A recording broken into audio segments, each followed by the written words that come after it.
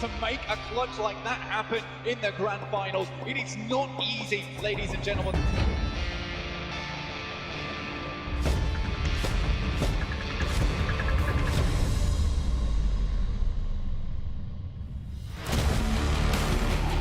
Octavian and Bazzi hitting the deck, going for the sprays out wide. Novelo into the blue.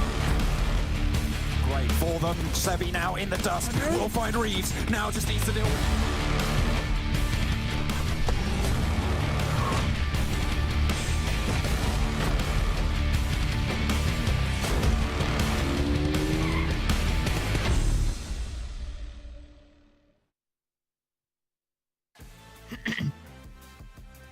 What's going on, everyone? Welcome back to another day of the PUBG World Pro League of Western Europe Spring 2022 season. Now, this is our final Super Weekend if you are just joining us, and it is our second day of our 3 days in total we have here, but it looks like most of the teams have been solidified and locked into our finals coming up in just about a week's time. I'm Jason Kappa, I'm your host, and you guys at home need to let us know what your thoughts about the show. Let us know what you like, dislike, let us know about what teams you're rooting for. All of our socials are down there, so make sure you guys give them a follow. Make sure to interact with us, not only through those social media channels, maybe through our own social media channels. And when I say through our own, it means I'm not the only one on the show. We got to bring Maxman and Clarus, who could be breaking down everything in the day. Once again, I'm sorry, I should have warned you, Clarus. I forgot to let you know we were coming to you. Don't have a heart attack. Max, talk, because Clarus, I don't think has the ability to speak right now. I'm sorry, Clarus. You're good? Okay, it's good. Yeah. Oh, damn, I can't even speak. What's happening? This is the weirdest intro. I'm doing good. Ready for some more PUBG Mobile. It's going to be a good day. It's going to be a good day. So, you think this intro's weirder than some of the previous ones we've done? All right, that's fine. You know, I was startled, you know. Yeah, happy to be here for day number 2. We can make it even weirder. More weird. We can go further, I think. Well, it's Max, so you can definitely make it weirder. Yeah. Yeah, true. I don't even do it on purpose. Well, I don't know. But we'll see what you're gonna be drinking Monster out of this time eventually. But gentlemen, we got to take a stock of things, right? It's time to take a look at our overalls throughout our Super Weekends, and kind of explain to the viewers out there who might have missed past days why I say we almost have pretty much all of our teams locked in now. We can see obviously the teams here on the front page, even Unicorns of Love, who is not participating in this Super Weekend, are all for sure through. 100% chance. There's no way they could fall off the top 8. And just keep in mind also it's our top 16 teams overall. But looking at the standings here, there are a couple of things that kind of stand out. I mean, we can touch a little bit on Clear Vision, the fact that they finally got their first chicken dinner yesterday, and yet they still have so many damn placement points that they would be in 3rd place overall with placements at the moment. I think for Clear Vision in particular, there's a lot of things that we said about this team throughout the rest of this tournament. I think one point in time we did say Hamodi is doing a lot for the team, but I have the impression in this last week in particular that more players from the roster have been able to step up and have more of an impact in the games, which is great to see. That's the type of improvement we want to see before heading into the league finals. But if we can see them close off games a little bit more, that's great. And we saw that yesterday. If that can happen, once or twice more, that's an extra $1,000 every once in a while, and they can show that closing off games is one of the most important things you can do going into the league finals to qualify to the European Championship. So good on Clear Vision being able to improve that way. Yeah, absolutely. I mean, the kicker is that if they'd have got the same amount of chicken dinners as everybody else here when it comes to the 1 through 8, they'd probably be 2nd place right now. And I think, I mean, yeah, 4th place, that's a pretty big statement, but if they were 2nd place in our Super Weekends here overall, I think that would be a massive statement from Clear Vision, considering the likes of the names that they're tackling with here in the overall tournament. So just a few tweaks here and there from those lots of 3rds and 2nd places that they've got, and they could be right up there in the big money. Yeah, and the thing is, right, maybe they're warming up into the event. Like, they've been kind of consistent throughout the entire time. It seems like they're getting a little bit better now, maybe getting more confident, and we've kind of wondered what was necessarily their play style. Maybe they've been purposely playing for placements just to make sure they get into the finals, right? Or maybe this is their style of they're not really able to go head-to-head against other teams when it comes to that raw fragging power. But as we move on to the second page, we can see Romanian Boys currently are cut off at 102 points, and Shockwave in 15th. Those are the 2 teams we're looking at who potentially could fall out of top 16. But as we're going to move on to the 3rd page, you're going to see not going to be happening here. Team Doom only putting up, what, 12, if I can read, 11 points? Yeah. I mean, you say for Romanian Boys and Shockwave, they can fall out. Like, the only way they could, technically, is if they get 0 points in the next 2 days, and Team Doom have, like, an insane bounce back, which I've never seen that in any esports, actually, not just PUBG Mobile esport. I haven't seen that in any esport where this much of a league could be closed off. So yeah, I don't expect too many things, but as we said about Team Doom, it's time now for them to get experience, right? Because you can't really replicate this type of environment in scrims or other community tournaments, right? So great experience for Team Doom. Hopefully get himself a chicken dinner here or there, get himself an extra $1,000 on top of the 2.5k they're going to get by participating. So that should be their goal right here. Yep, try and get the chicken dinners, similar to some of those other teams have got no chicken dinners just yet, right? There's still $1,000 up for grabs for every single one, and that's a great thing to aim for, I think, here, considering the Super Weekend. Yeah, that's a very good point. But what about if we look at the maps teams are going to be playing? We've known now, and we're going to continue to see this, that the majority of the maps we're going to be playing on are going to be Erangel. We're going to play it 3 times a day in Super Weekends. We're going to still be, I believe, playing it 3 times a day when it comes to the finals. If not 4, actually. I'm not sure on that. I have to double check because I think we're going maybe to 6 matches a day. But who are our top performers on the most played map we have in this event? That's the real question for me. And we're seeing here, we're going to have Game Lord, of course. I mean, of course, it has to be Game Lord, right? The #1 overall. Yeah. But then we're seeing like super young roster come in there with like a decent elimination per game average and damage. We are seeing a little bit of a mix-up in some other teams that doesn't necessarily fall in line with our current standings. Yeah, very much so the confirmation of what we'd kind of assumed here, right? With Game Lord, you're playing the most Erangels, and this is the team that is mostly always on top, so it's going to make sense that they're able to really perform there. But Erangel is people's bread and butter. This is where PUBG Mobile is forged. This is where strong performances are forged. So for the likes of Big and TJB being up there, that's not too much of a surprise. One surprise I'm kind of, for me, that's not there is Eastern Stars a little bit. Like, this is a team that I think should be up in this top 5, but is currently lacking a little bit, I feel. Yeah, Eastern Star's not been really present when it comes to the Erangel games. They did games have, some good games every once in a while, but in terms of consistency, they've been a little bit lackluster for sure, so hopefully we can see them back there. But I think that if you're also looking at how teams have been able to improve over time, I think that Clear Vision could be potentially not very far off these type of averages, right? Because they've started fragging out a little bit more recently, having more team play. I do agree with what Blank has brought up on the caster side a few times, which was that they go for a very central position and they sometimes a little bit too passive. They get overwhelmed and they cannot close off the games. They did do that yesterday, but I think that if they keep getting into that type of consistency on Erangel, I think there's a chance they could be contesting with these top 5 performers on Erangel in the league finals. So that could be a team that could be a sneaky contender at the top. And just as an interesting thought to that Eastern Stars thing that I brought up, the 3 of their 4 victories in Super Weekends have actually been on Erangel. So that shows me that, yes, they've already got themselves 3 chicken dinners here on Erangel, but they're so up and down. And we have been saying this about Eastern Stars since the start of 2021. Like, the fact that they can have such peaks and troughs is, let's smooth it, boys. It's kind of unfortunate, right? Because you want to see teams be able to be consistent. I'm kind of tired of being almost heartbroken, rooting on Eastern Stars, talking about the Warlord, talking about how he's leading his team to victories. But to be honest, like for instance, in this particular case, where's the Warlord been? He hasn't been that dominating since the first season of last year. However, neither has GK First, to be completely fair. Neither has Alicio this season. So we actually are seeing a couple of the stars we've had in the past fall off, but it does give rise to new stars and some old stars. Icy, his first time playing in PMPL, not even participating in the Super Weekend. He's at 100 eliminations across the entire event. Very satisfying for Icy to reach the big 100 before not making it in this Super Weekend. You can relax, I think it's afforded. But we were actually talking before going onto the broadcast today with Kalaris about Beast, his 90 eliminations. Sure, that's a very impressive number, but the fact he did it was almost 5,000 damage less than Icy, and also that survival time, which is almost a whole minute, 2 minutes down compared to where Icy currently stands. That is insane, which shows that this guy, when he's alive, he is popping off and popping off hard.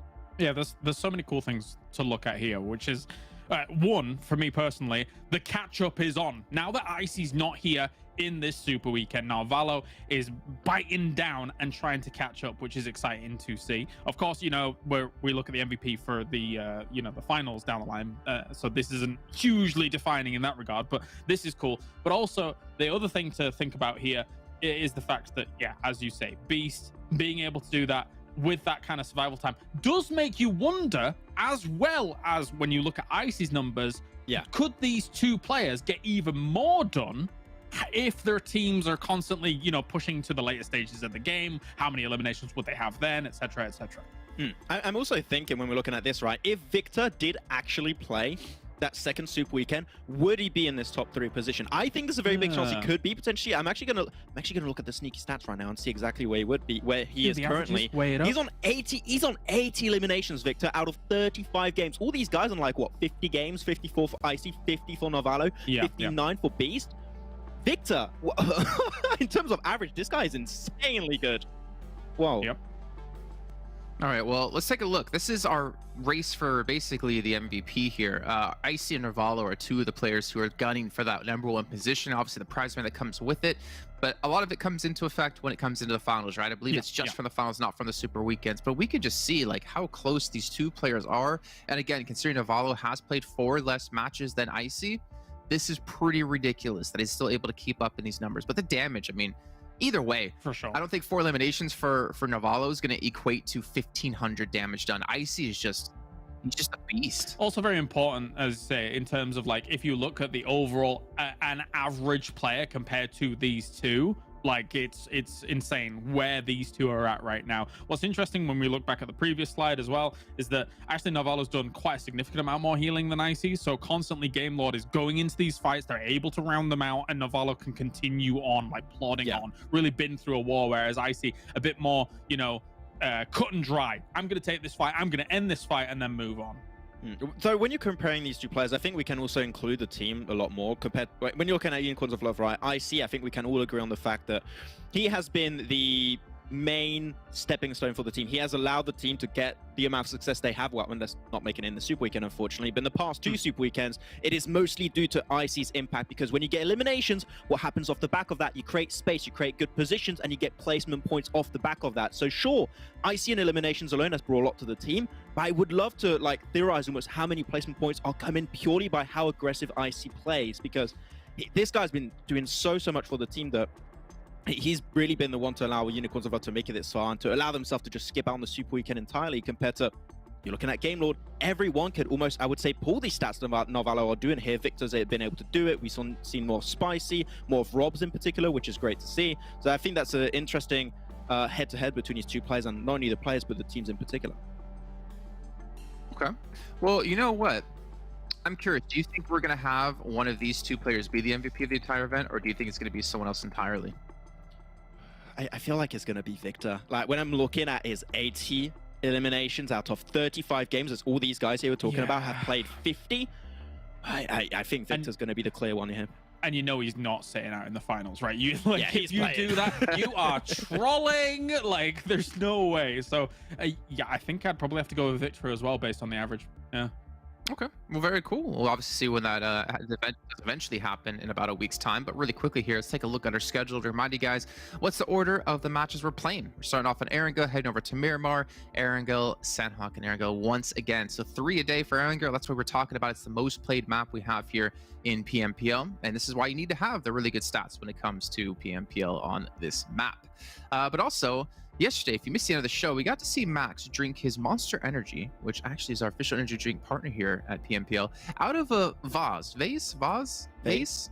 Vase. I just said the French word. Vase? Did you say vase? No, I said that. Okay. Okay, vase. Okay, there you go. I'll say the English way. Happy, cool. Yeah, cool. We're good. Okay. Now the question is, going into the finals, what's the next step? Kolaris, have you begun to think about what you'll drink your Monster out of? Is the challenge real? Are we doing a 3-way battle of drinking Monster? Well, it's up to you guys. I mean, I'm down to do it, but are you guys down to lose? Oh, okay. I mean, me, it's all down to, is my Amazon order going to get here in time? If it does, great, I should win, but I'm not sure. Okay, well, now I don't want to do this anymore because I don't think we're going to have a chance to win against Max. All right, well, I think that rounds us off, though. I think it is time to head over to our commentators. Question mark? No, not yet. Actually, what we're going to be talking about is our PUBG Mobile 4th anniversary event. How could I forget? I've only been saying it almost every single day. We do have 100,000 euros in prize. It's the AR treasure hunt happening where you can get some limited edition iPhone 13s as well. So take a look at this, see what else you can win, and then we're heading to our casters. I'm Ron Burgundy.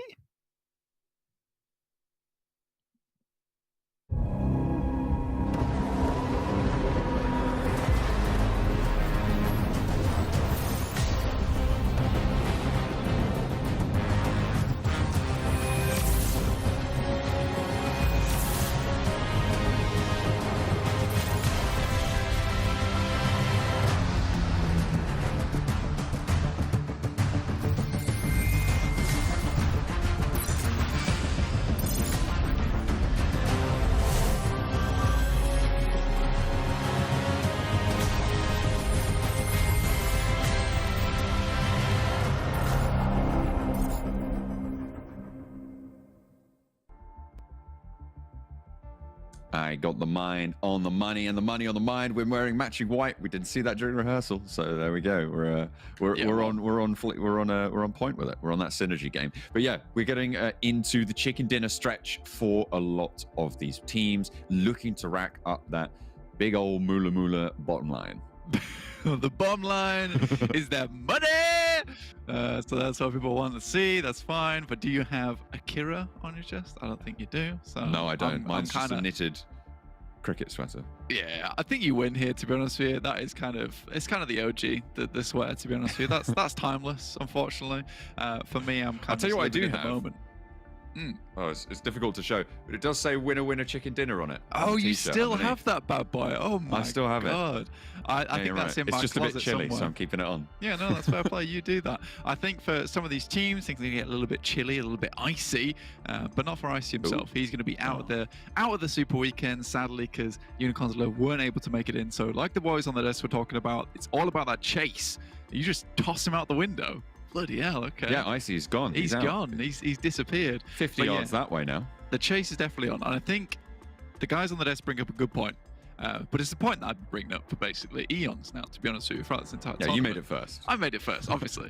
Is that, you know, Beast is 16 minutes in terms of survival time with a ridiculous amount of eliminations at 90. But I do think that this is something that ties back to conversations we've had before, John, about how big are dying very, very early on in these games, and they have these massive pop-off moments and they're great in fights, but their ability to live towards that end game, it's a little bit skewed. I don't think, you know, in fact, riddle me this, John, before I stop waffling on, right? How many times have you seen Big with a 4-man in the final phase? Or at least they have 4 people. They have 4 people in their teams. I know, right? Sure? It's crazy. Are you sure about that? Because I don't know, man. I feel like they have 3 maximum. 3 maximum. I think that is acceptable. Yeah.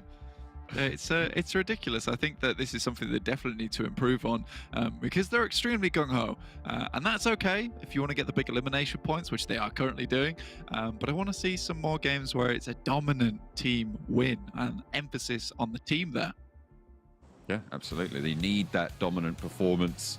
If you want to be dominating this lobby, it's not going to be easy, Blank, but it's a little bit more relieved for a lot of these players at the moment in terms of guaranteeing their spot in those finals.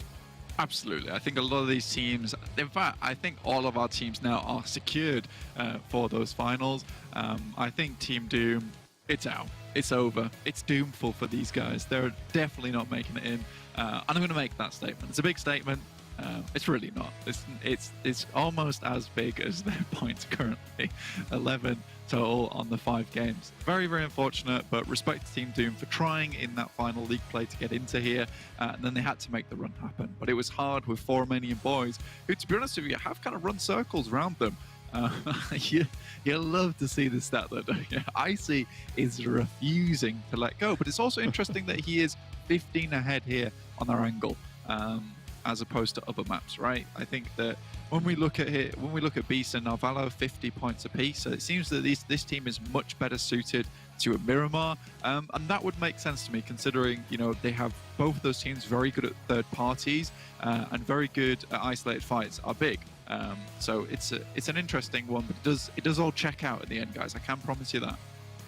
It loops back. It ties all of those stories together with a neat little bow. The plane path from Novo up towards halfway to Zaki, but a heavy southwestern shift. This is probably the furthest southwest shift we've had, but we have had a lot of Gatka Fields finishes.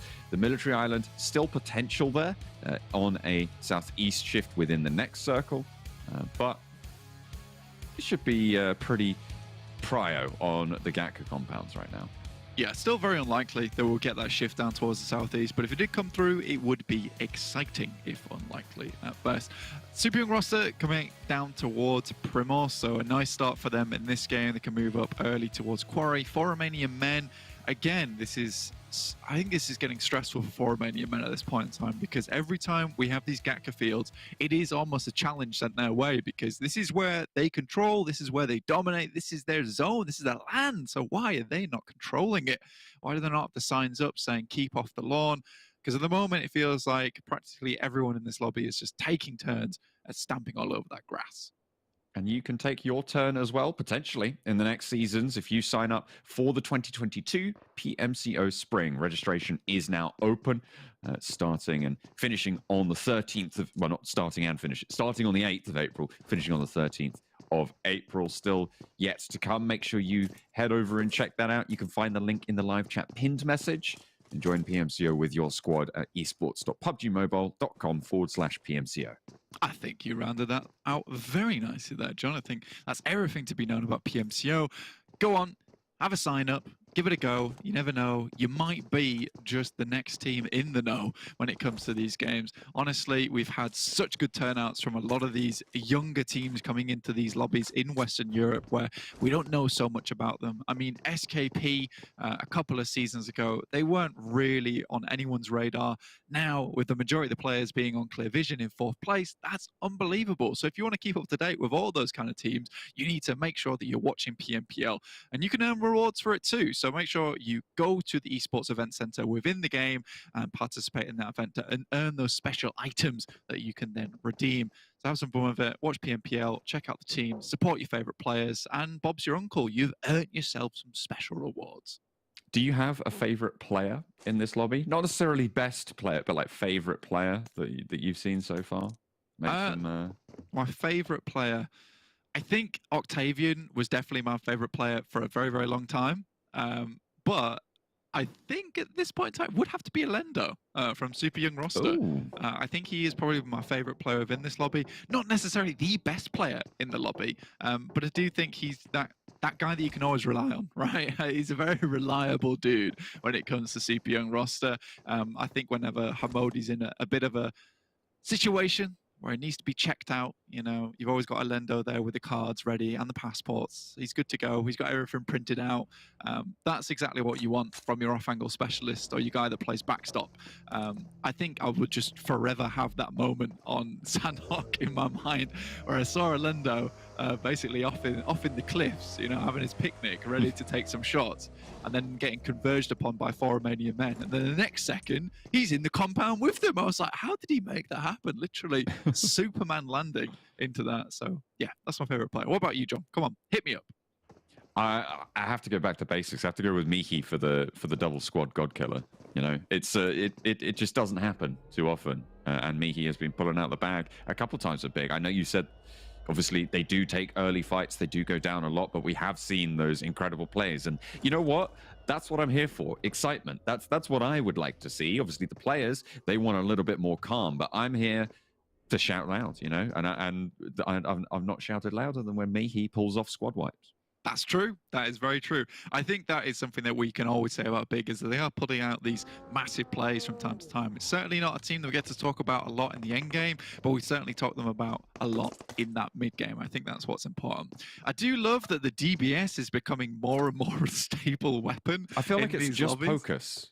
I feel like it's just, I mean, there's a couple of other people, but I think Pocus, I always see him with this DBS. Yeah, he loves it. He absolutely loves it. Likes to get up close and personal with that thing, shove it in your face. I mean, the muzzle on that bad boy is probably bigger than my nose, which is quite large. You know, even rivals Jason's at this point in time. So, got to be really careful with this thing, because it can really ruin someone's life. And a lot of times it does with Pocus when he's in those endgame scenarios where he's just poking around vehicles and you're spraying with your measly little M4 and he's there with his DBS just basically with a hand cannon. It's good stuff. It's always interesting to see. Let's take a quick stock of the lobby so far, so you know what everyone's currently playing. Super Young roster did head down towards Primorsk. Shockwave now just the western side of Gatka, rivaling out versus 4 Romanian Men. This is something that has been going on for a long time here, John, where Shockwave have caused a lot of problems for Romanian Men on their drop spot. Have done in the past. At the moment, though, not too much argy-bargy, if you will, if you'll forgive my Englishisms. Or is that a Britishism? I never can tell. Argy-bargy, Yeah. I'd say that's quite British, to be honest with you. Would you say that's British but not English? Or would you say it's English but not British?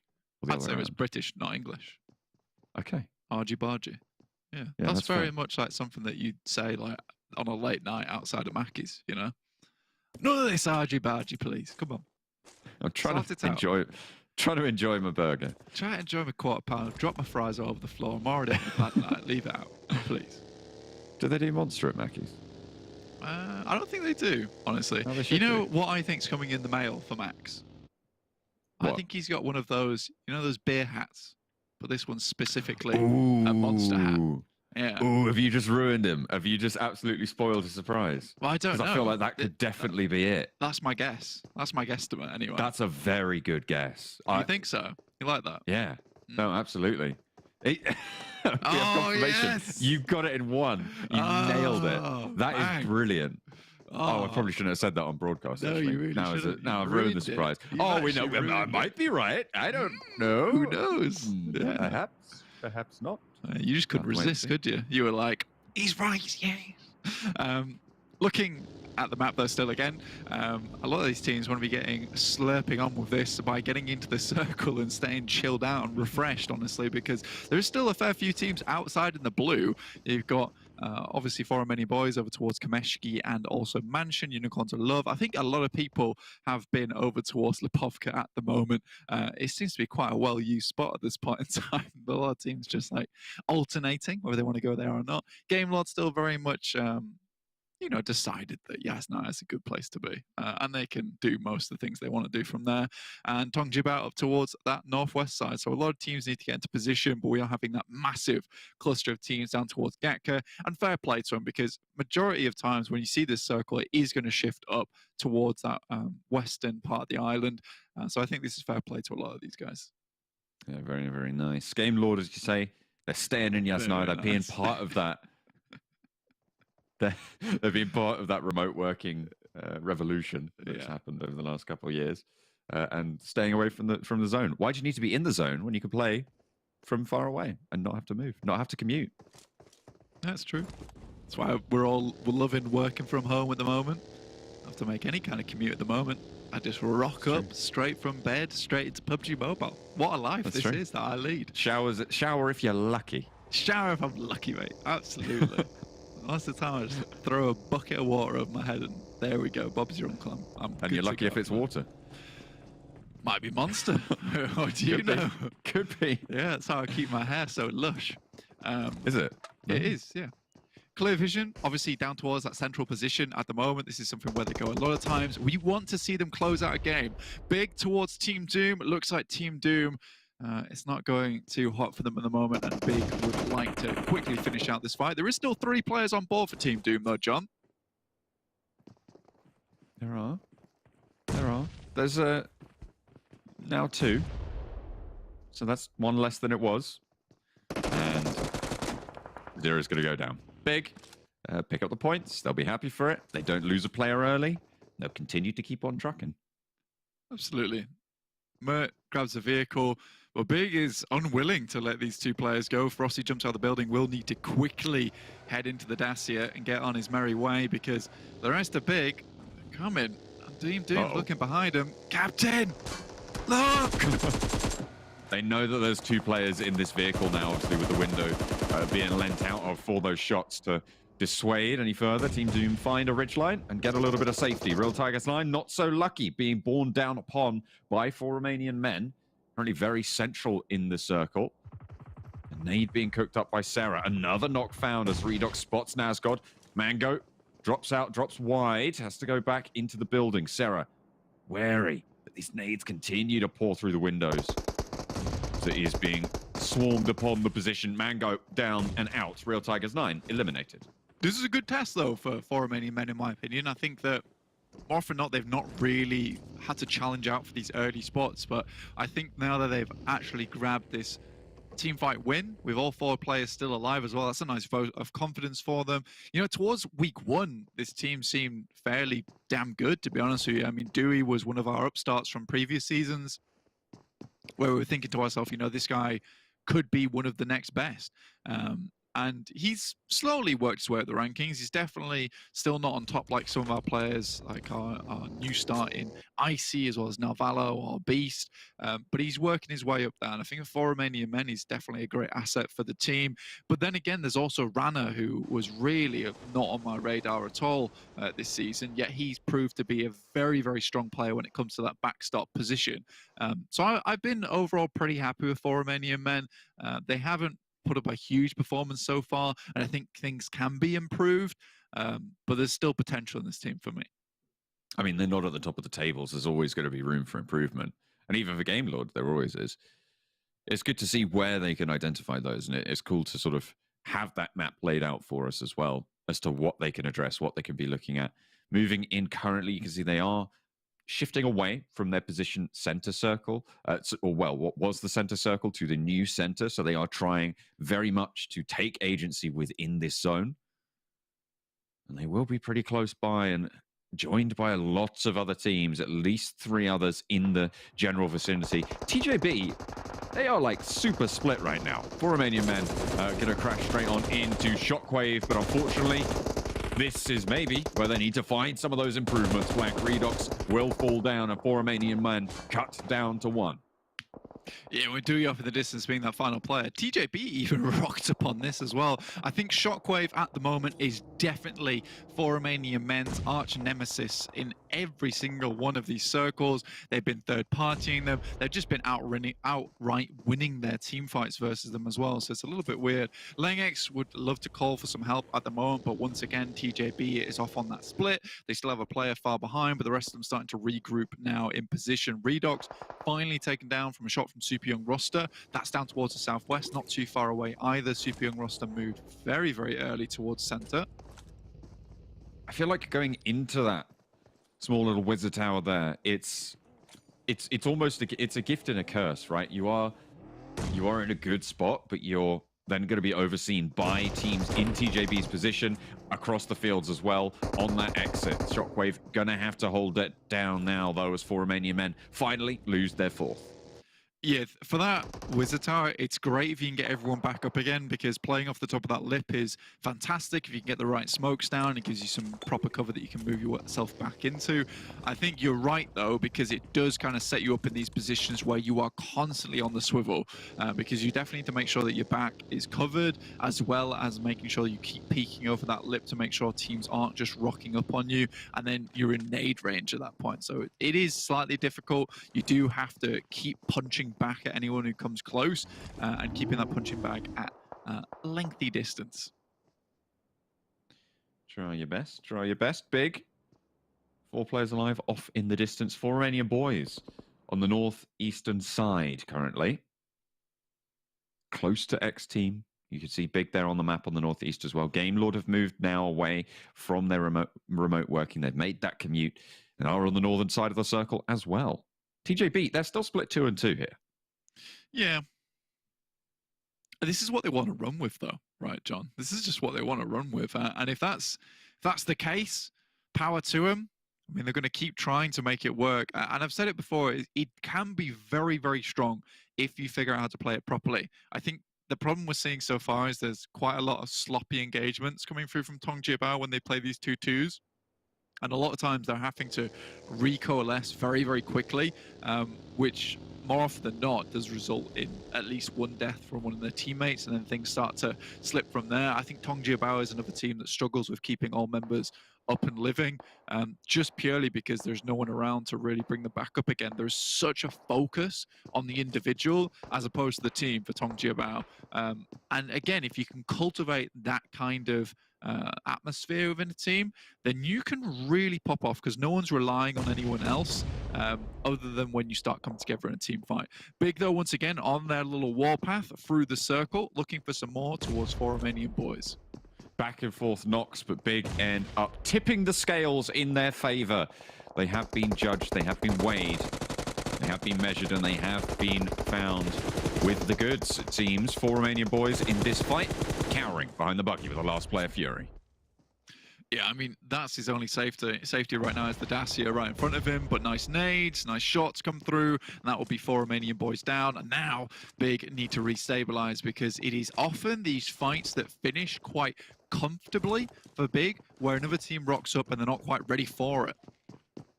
Luckily, there's no one really waiting in the wings for this one. XTEAM sending a little bit further west than they are. They can regroup. So is this a time where Big are going to be allowed that agency that they've been denied so often? XTEAM, heavy punishment from TJB on that 2-2 split and actually regrouping to make it a 3-1. Langzy responding to positions, beg for mercy, suppressing that ridgeline. Narvalo actually spots GK first, and Gamelord chime into the fight. Langzy, Langx, Lin, all three of them close together and need to regroup, and not going to be able to say GK first, but they'll have 3 to be getting on with. Beg for mercy actually finds Robs there as he was trying to prime a grenade onto the final players from XTEAM. Narvalo now quickly swiveling around. Akashi off in the distance looking for some more.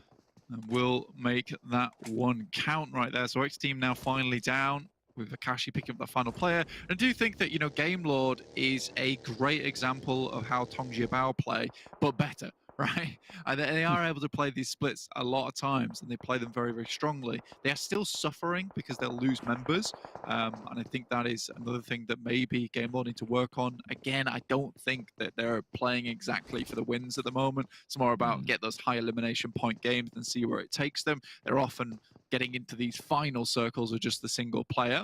FTY down towards the southeast with Eastern Stars trying to breach. Eastern Stars in the single-story building.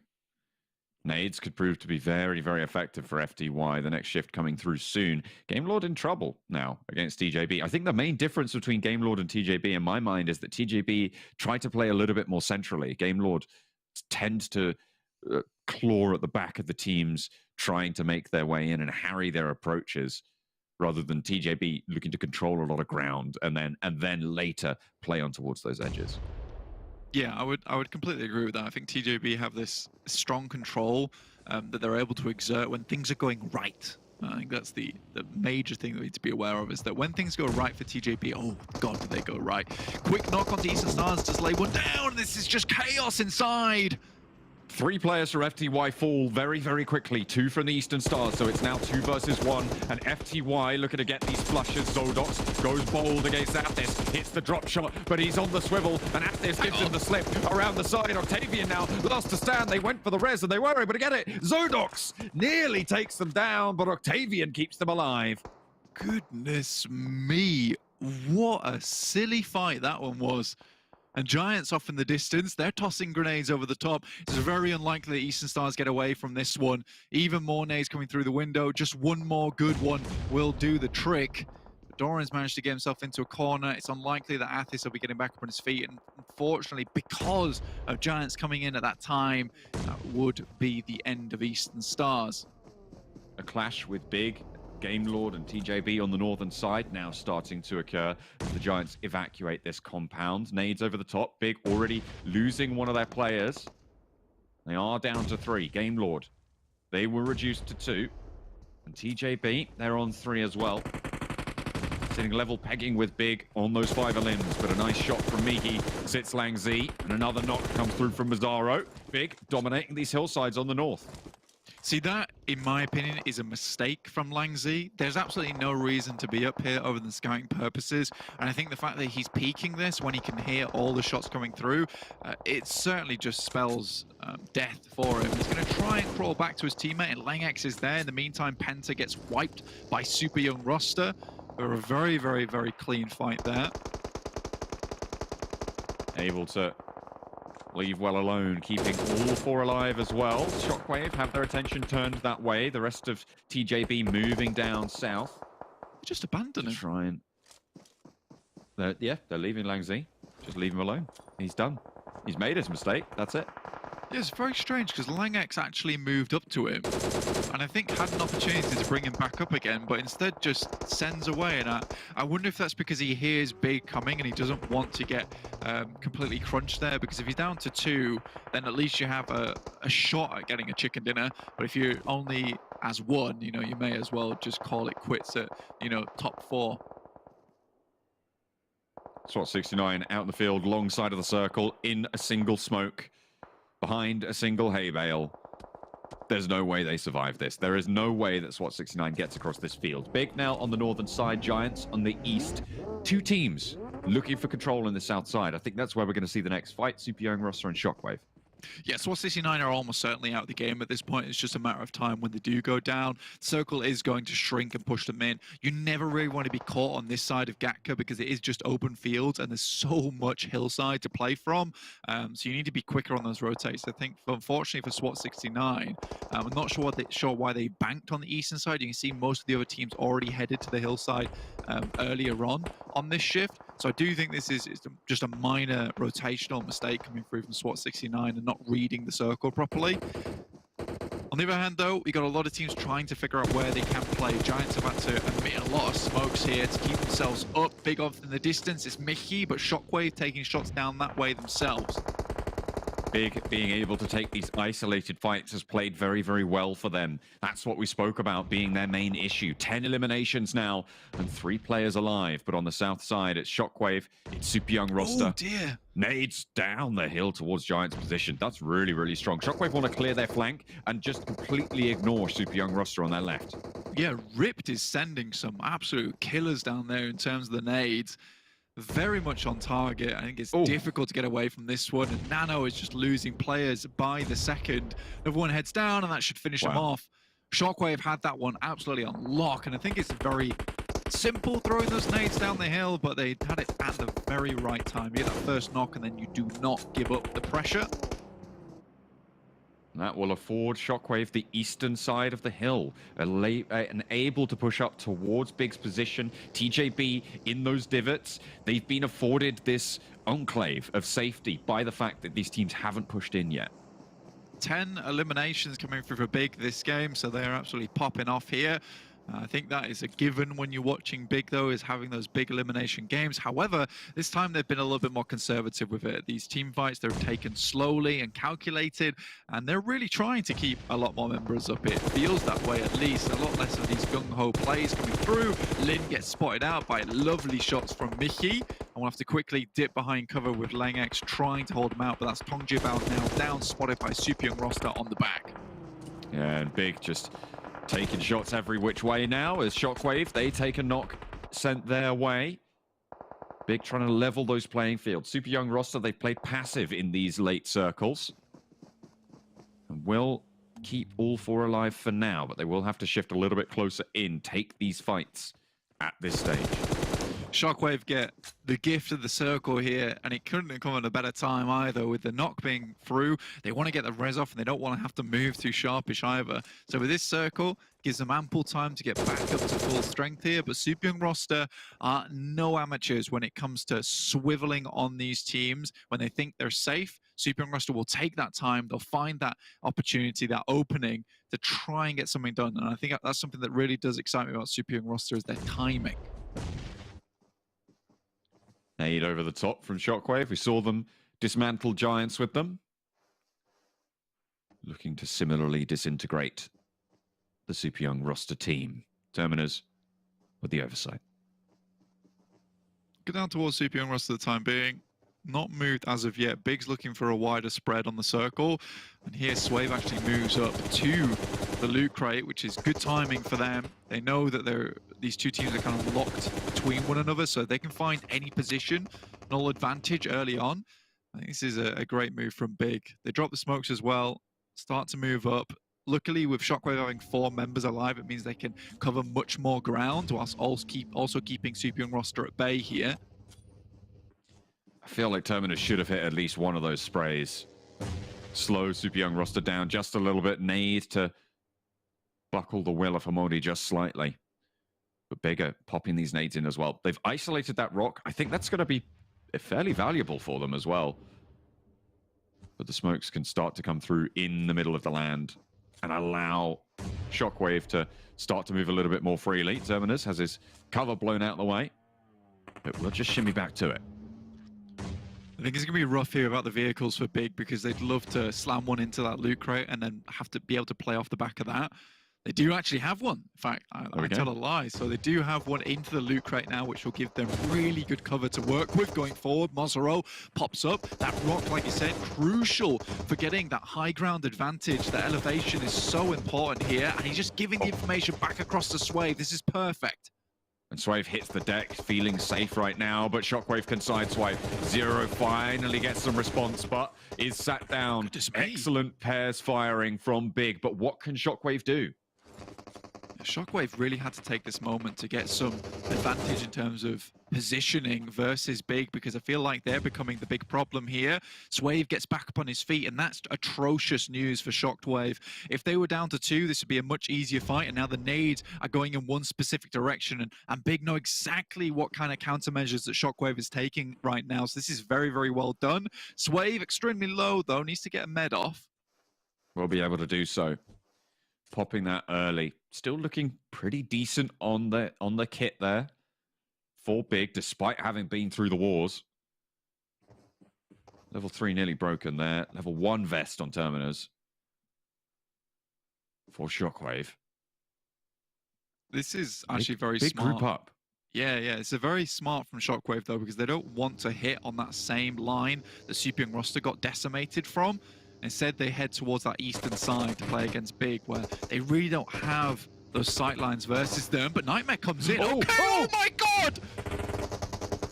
Nightmare runs down 2, and now it's just Mihi, the clutch master himself, but he swings out for a 3rd, and Nightmare trounces Big with the buggy on the hillside. No chance, and they group up. They pay the price. Big fall down, and Shockwave take the crown.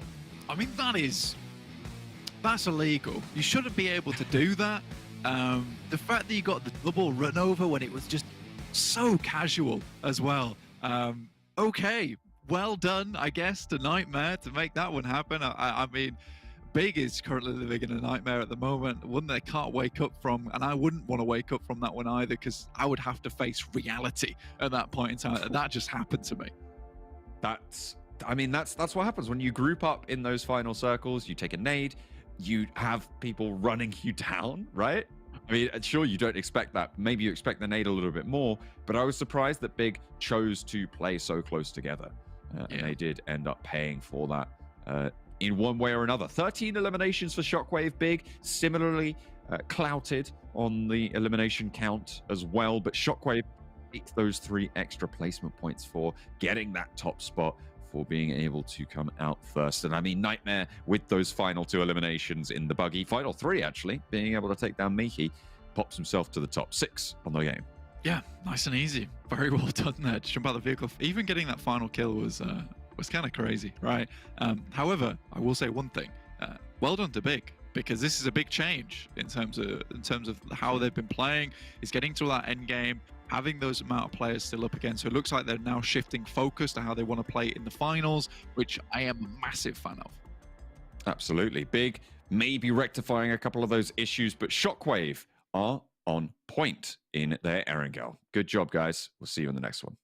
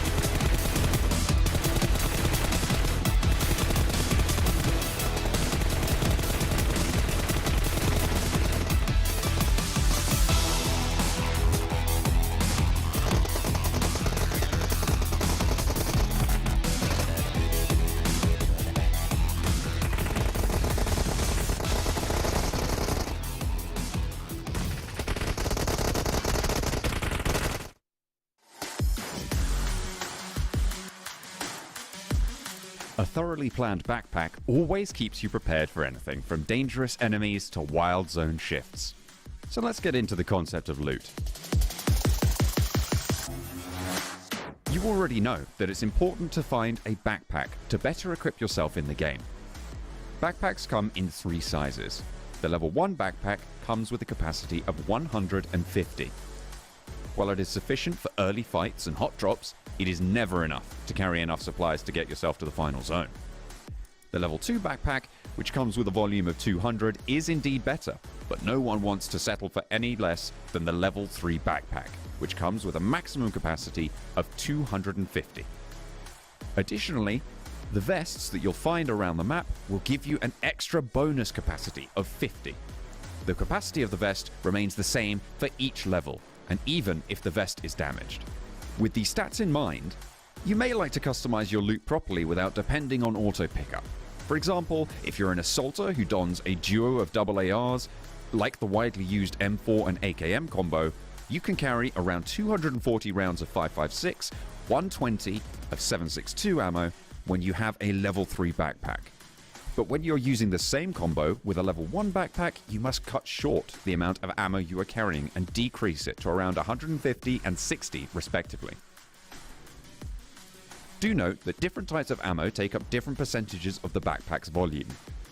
Furthermore, it is important that you don't compromise with your utilities for ammunition. For example, when you're out of enough ammo, you can adjust your playstyle accordingly and play a little passive. On the contrary, when you run out of utilities like smoke grenades and health supplies like first aids, it becomes much more difficult to make adjustments. As PUBG Mobile is a survival game, it is important that you reserve some space for carrying enough survival items. PUBG Mobile will always require you to act according to the situation you're in, but a little bit of pre-planning while you loot goes a long way. Always remember to check your backpack and ask your teammates to check theirs too, so that the loot is properly distributed among the team and you don't run out of essentials during intense firefights. Remember, no amount of loot is good enough to die for, so keep your priorities organized.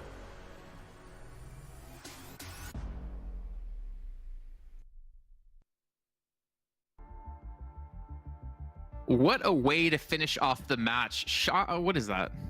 It's a sword. Why do you have a sword? Anyway, continue. I don't feel safe. I don't know. Why do you have a sword?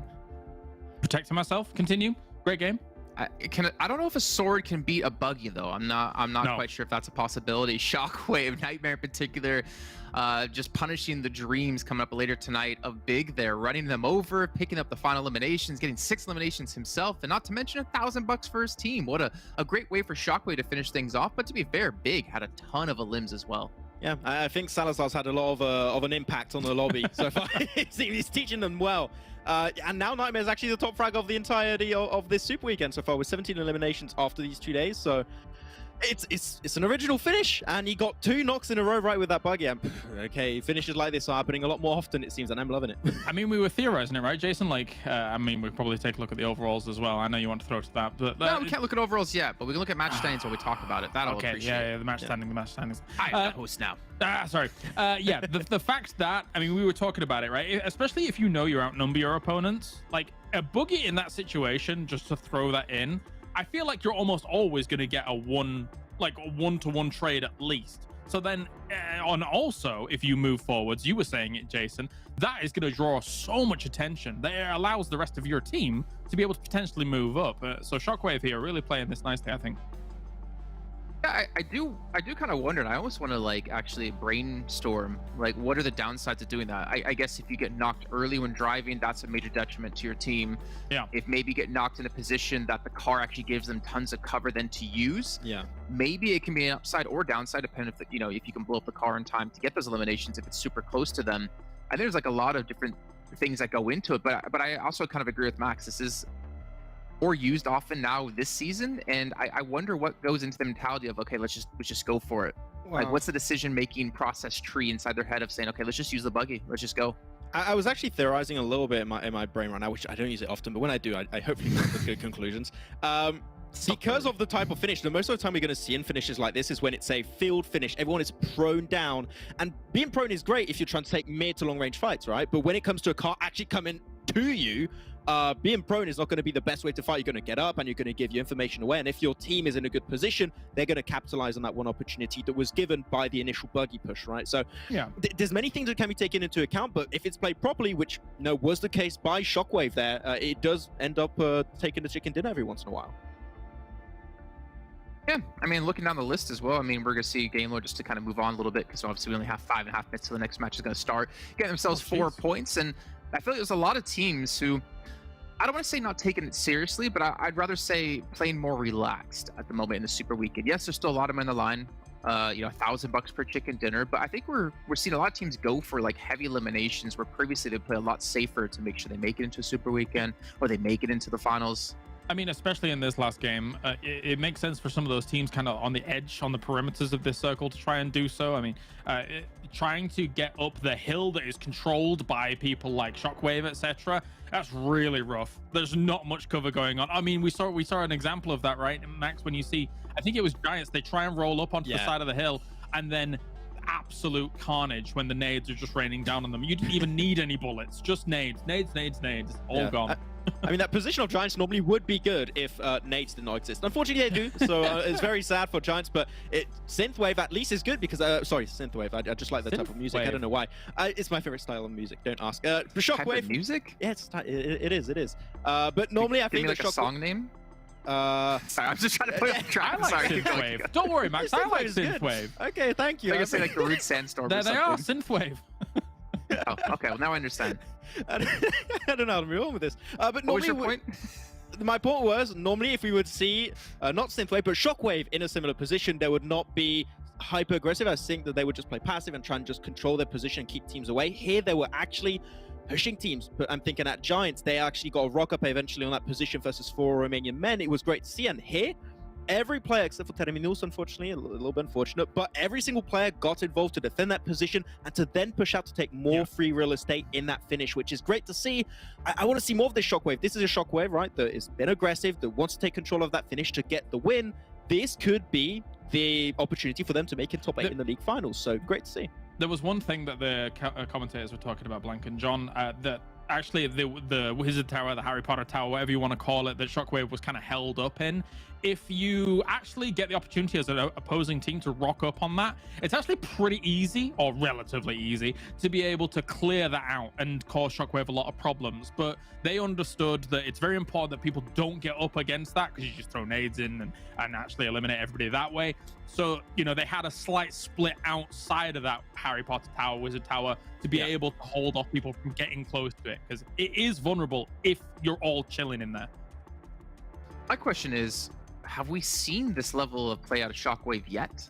And I want to say kind of no. Maybe they've had like a game or two where they had some decent damage, but I feel like this is a different type of Shockwave now, which I'm glad to see, especially considering this is the perfect time to be better when you have the finals coming up. Like week 1 league play, right, where they got themselves 4th, where we had like a third, first, third, second back-to-back, which was like actually better than this Shockwave that gets themselves this win.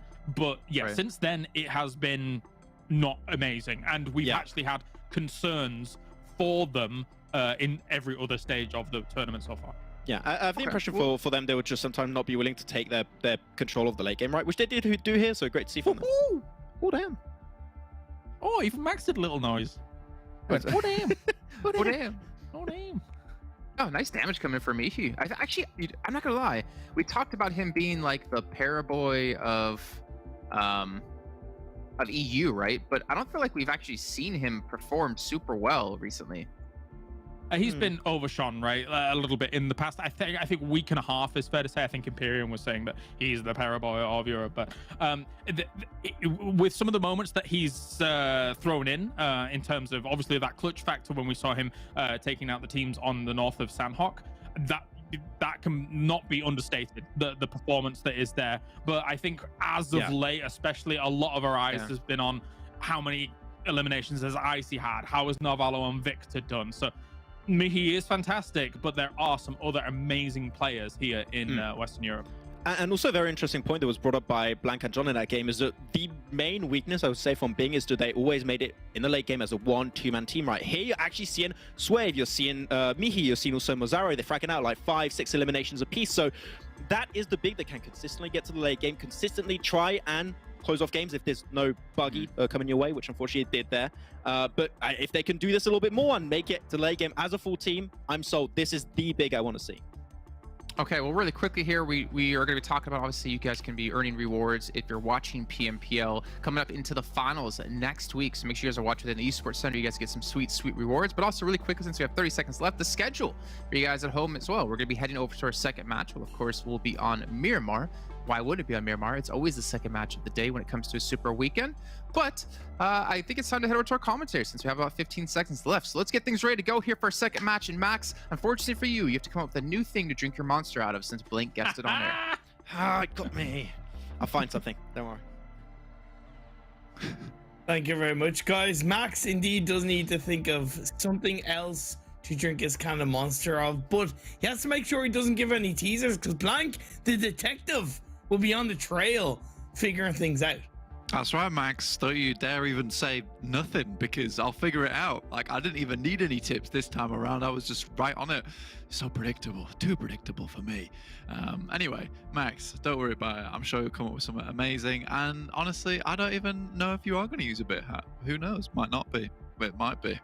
I actually do know. I'm sorry to say this. What I do know, what else, is that we're heading into Miramar Imperium, which, again, you know, I'm hoping to see maybe Clear Vision pick up the pace and potentially Big keep up the pace because I liked what happened last game. There was definitely a lot of positivity in how they performed as a team in the first game of today. They seemed a little bit more structured and unified and a bit tighter. They were still aggressive, but it was a more controlled aggression overall, and even though Beast went down when he did, the rest of the team clearly picked up the pace. I've also been relatively impressed with Shockwave. Yes, they still have a long way to go to an extent, and we do need to add in the variable of the likes of maybe Game Lord, even to an extent Big, and a couple of the middling teams that don't really have massive amounts to gain in this final Super Weekend. But to give you a bit of an idea, in week 1 of Super Weekend, Shockwave got a total of 50 points. In week 2 Super Weekend, they got a total of 64 points. In this third Super Weekend alone, after only 6 games, they're on 69 points, which is nice in itself, but that does show a level of evolution from Shockwave and how they're performing and how they're carrying themselves through these games. Yeah, I will say that Shockwave are starting to adjust some things, playing in more decent spots and like taking up that ground. I think Erangel is much easier for them specifically because they're able to just take out 4 Romanian Men so consistently and free up so much zone for themselves to play in. And massive congrats for their first win in the Super Weekend so far. That was their first chicken dinner last game. Oh, wow. So $1,000 underneath the belt. Well done. I think they've been getting most of their chicken dinners over in league play, so it's nice to finally transfer some of that over into the Super Weekend. But yeah, Shockwave definitely upgrading from Super Weekend to Super Weekend, adding new parts, new additional mechanics. They're basically just the Super Weekend cyborg at this point in time, which I'm completely okay with.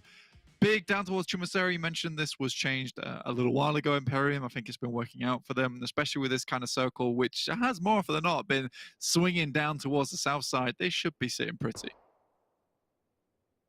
You can also, if you are a player looking to get into competitive, you can sit yourself pretty over into the 2022 PMCO Spring Split registration starting from the 8th of April. On Friday the 8th over till the 13th of April. You can, of course, get your squad together and register over on esports.pubgmobile.com/PMCO. The link is also on the pinned tweet over on YouTube chat. So get your squad together and register. Absolutely. Get it done. Get yourself some moolah. It's what everyone wants from you. You know, we'll all be proud of you. Your parents will be proud of you. Your friends will be proud of you. You're in PMCO, man. It is the highlight of your life. I promise you that. But coming back into this game, we'll be highlighting a few more things. Sweeping roster down towards Picardo. Very, very decent position to be starting here on this game. and it'll keep them in a fairly good spot for the majority of it. I do actually really like Super Young roster's positioning most of the time when it comes to early game. Even Erangel playing Primos, they're very, very succinct when it comes to their rotations, and they know exactly where they need to go. So it's always nice to see for them. XTEAM, on the other hand, they've had a slow and sad just slide down the rankings, right?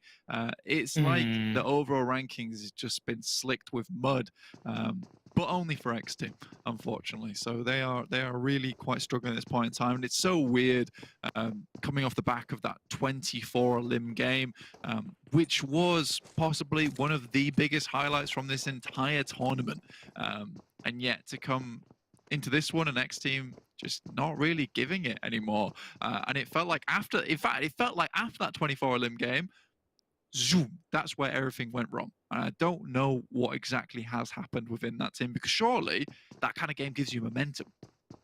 Yeah, I fully agree. And when I think about XTEAM, I unfortunately don't think of an identity around them, right? And this might not mean anything to them, but you think of certain teams and an instant thought comes to your mind, whether it's a playstyle and action. When I think of XTEAM, nothing instantly comes to mind.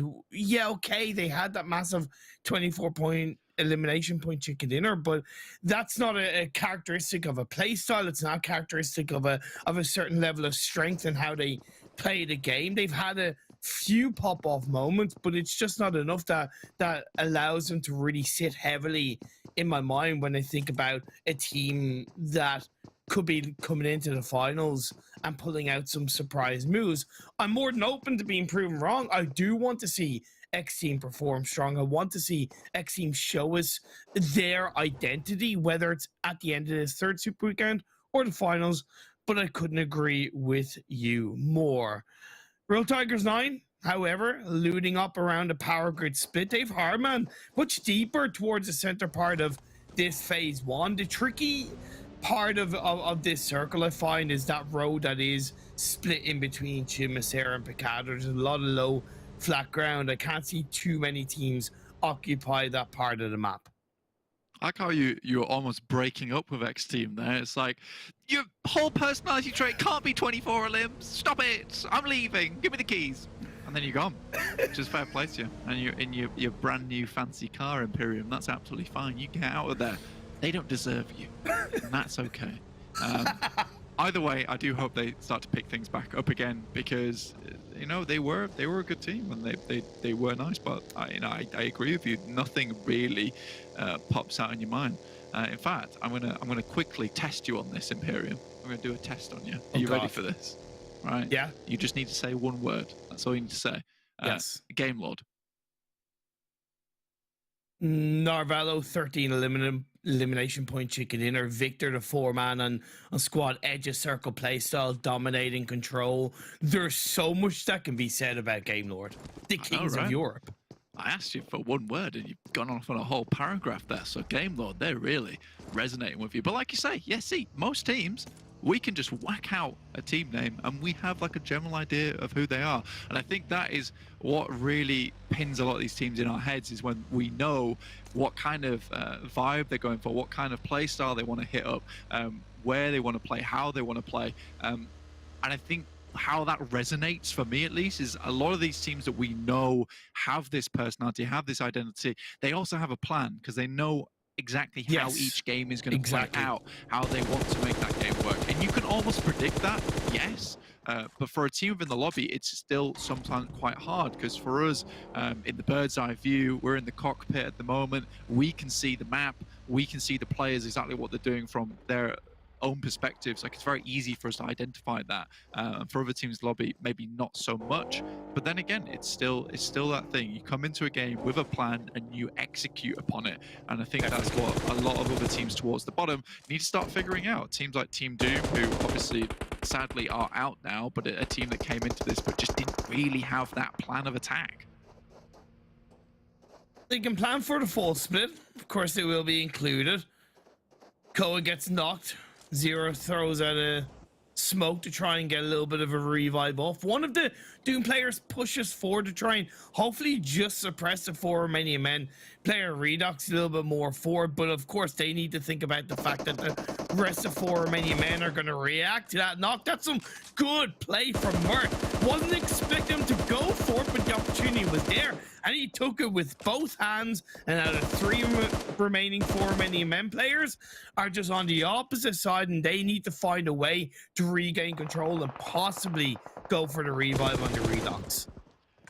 Again, a little bit harder for Team Doom here, considering they're on that southern side, right? They've got to cross this road. It's kind of the onus is on them to make this move. 4 Romanian Men, though, doesn't look like they're looking to pick up their friendly player here, who's off in the distance. I mean, he is in an awkward spot here, and you can see that ground ahead of them. Even if Dewey wanted to make his way across, it would be difficult and kind of open him up. And with Redux bleeding out, though, it feels almost like they will just have to give that player up. Next circle heads very, very much down towards the southeast side with a lot of water still in this one. So it is quite an awkward circle, to say the least. Tongjiabao here versus Giants. Tongjiabao, the team that like to go for a heavy split, and Giants, they drop and play around Monte Nuevo, so it does make sense that they do cross paths on this area. But Lang Z able to get a second knock off. That puts Giants down to 2 with just Ulysses and Nano Baby left alive with smoke here, and they there just to try and suppress TJB, take off the off angle, and Ulysses is going to take down GK from behind. They'd already lost the player. I think GK was a little bit wild on that one. Now Lang X is going to swing around on the side of the building, goes for the 1v1 of Ulysses. Ulysses, I believe, has cover with Nano Baby, so as much as it was looking poor for Giants, they're able to somewhat get control. It's a trade across the board. Lang X going up against Ulysses on the right side. It's going to be Ulysses to clutch it up. I mean, that fight was very, very weird. There's smokes all over the place to try and keep this place locked down between the two teams. But yeah, Tongjiabao, I think this is something that's coming up in frequent cases now where, you know, GK first does something absolutely mental and then gets punished for it. There is a strange, like, elastic band approach from Tongjiabao at the moment. In one case, the elastic stretched and they're gung-ho, they're ready to fly in. And then on the other hand, they're split up all the time, playing extremely passive. So very, very odd. And I do think that at this point in time, I'd rather the band was stretched but not compromised, right? The tension wasn't on it too much. They need to find that middle ground on the elastic band. And then I think they could truly be a very, very good team. Again, this fight is still going on between Team Doom and 4 Romanian Men. Down to just 4 Romanian Men at the moment. Nice nade. Rana will have to sidestep that molly. This is overall still looking a bit more controlling for Team Doom. Don't want to get tunnel vision, though, for both teams. Of course, you understand why 4 Romanian Men are just locked down where they are for the time being. But Doom, specifically, they could have Shockwave, big, clear vision, all swing around either behind or to the east of them, and then they can get third party. So just be aware of that, Team Doom. You don't have to take the fight if you've locked the majority of the engagement under control. FTY, I believe they just took a knock through from Game Lord. Rob's very much out in the open, needs some assistance, but with Narvalo down and just Victor alive, now the way the world rests upon this guy's head versus FTY, and it looks like they'll be able to completely tear them apart, and Akashi off in the distance, not able to assist here. And again, this is where Game Lord is trying to incorporate more of this split play style, and I respect them for it, considering how well they've done in the Super Weekend so far. If you want to kind of expand your repertoire, I think now is the time to do it. On the other hand, the reason I admonish teams like Tongjiabao for this same thing where they're trying to figure that out is that I think Game Lord's had much more success over the entirety of the tournament. I think it's okay to be trying these things out now before finals where you have a chance to do it, right?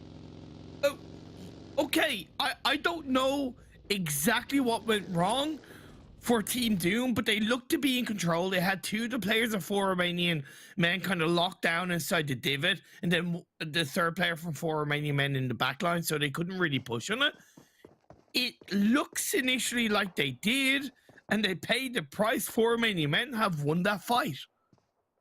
Yeah, odd, very, very odd. And I think that's the case of, you know, It's so, in fact, it's not the case because Team Doom was on that south side, so they were closer to the circle. Yeah. And I think for Romanian Men just sped that fight up massively because they knew that they had to get a move on, especially with the circle heading down towards Chumasera, where the ground is awkward, it's dry, you know, nothing's growing here. If you want to move in, you need to be willing to water the roots yourself and find a position where you can call home. It is difficult. It is difficult going forward. A lot of this high ground is going to be taken up, and if you are an unlucky team that's making it to the circle late, I'm thinking about Swat 69, PENTA, FTY, who just come off the back of that fight versus Game Lord.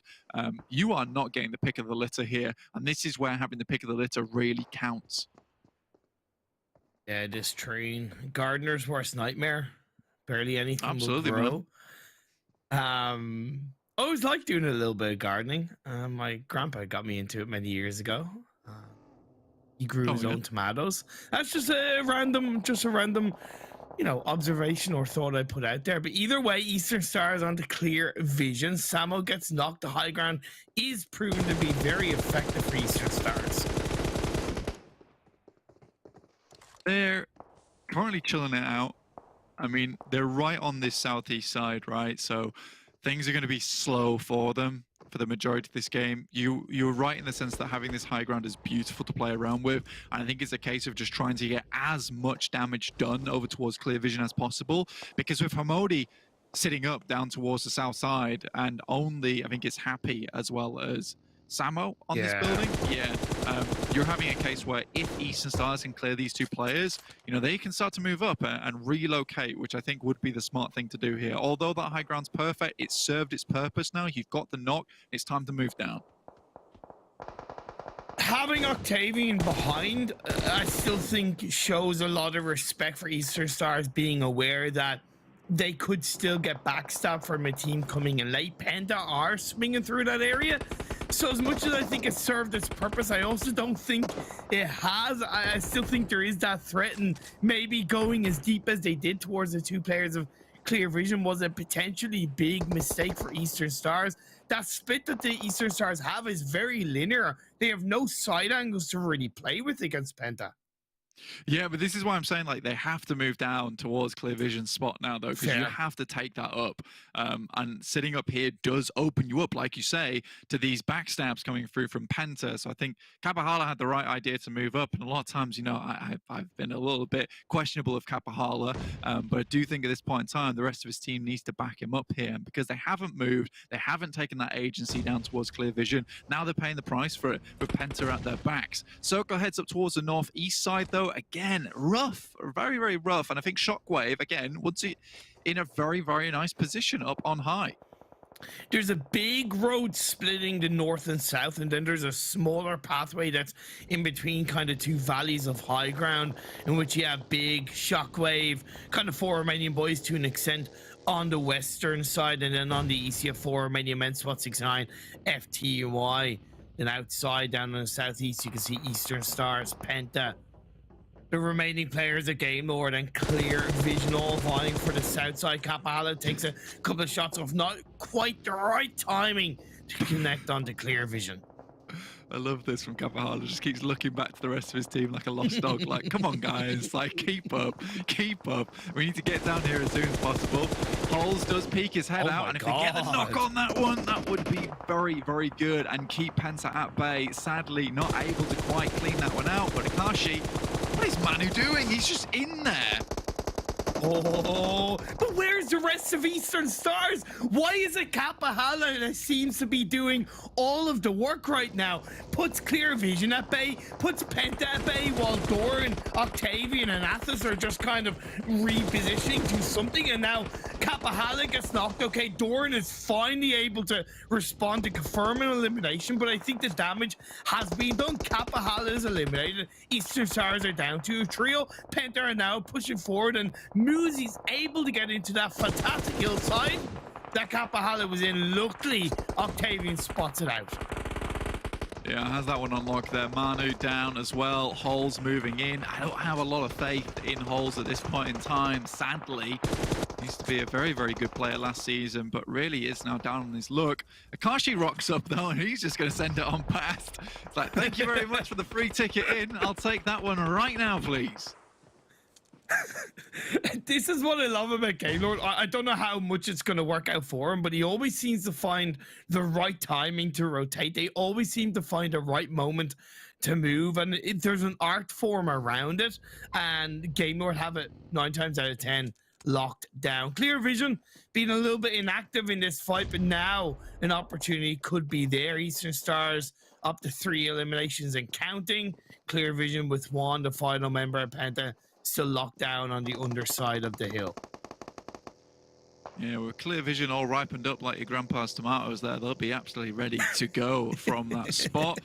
And unfortunately, those tomatoes we had to get rid of have been softened, just like Eastern Stars, by Penta on that eastern side. So they will be in a little bit more danger at the moment after losing Kapahala. That strength, that spear, just slightly dulled by Penta's edge. So we'll see what happens going forward, but I still think that for Romanian Men in a good position. Equally, Akashi somehow in the center.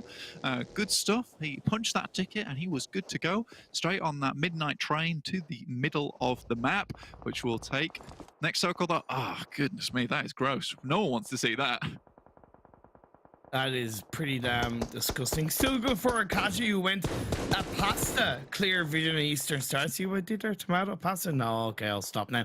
Shockwave are going to have to fight their way through. They got rid of 4 Romanian Boys. The revive will come through, but they're going to have Giants in front of them. They will have Giants in front of them here. Deal with that next. XTEAM. It's being slowly pinned here by Real Tigers 9. One player goes down, one player gets flushed. Charlie Shaw beg for mercy there. Not sure that they're aware of him, but they will move back up. But with Real Tigers 9 taking that off angle, which is so good. Beautiful. I mean, Real Tigers 9, very much one of these teams that takes aggressive angles.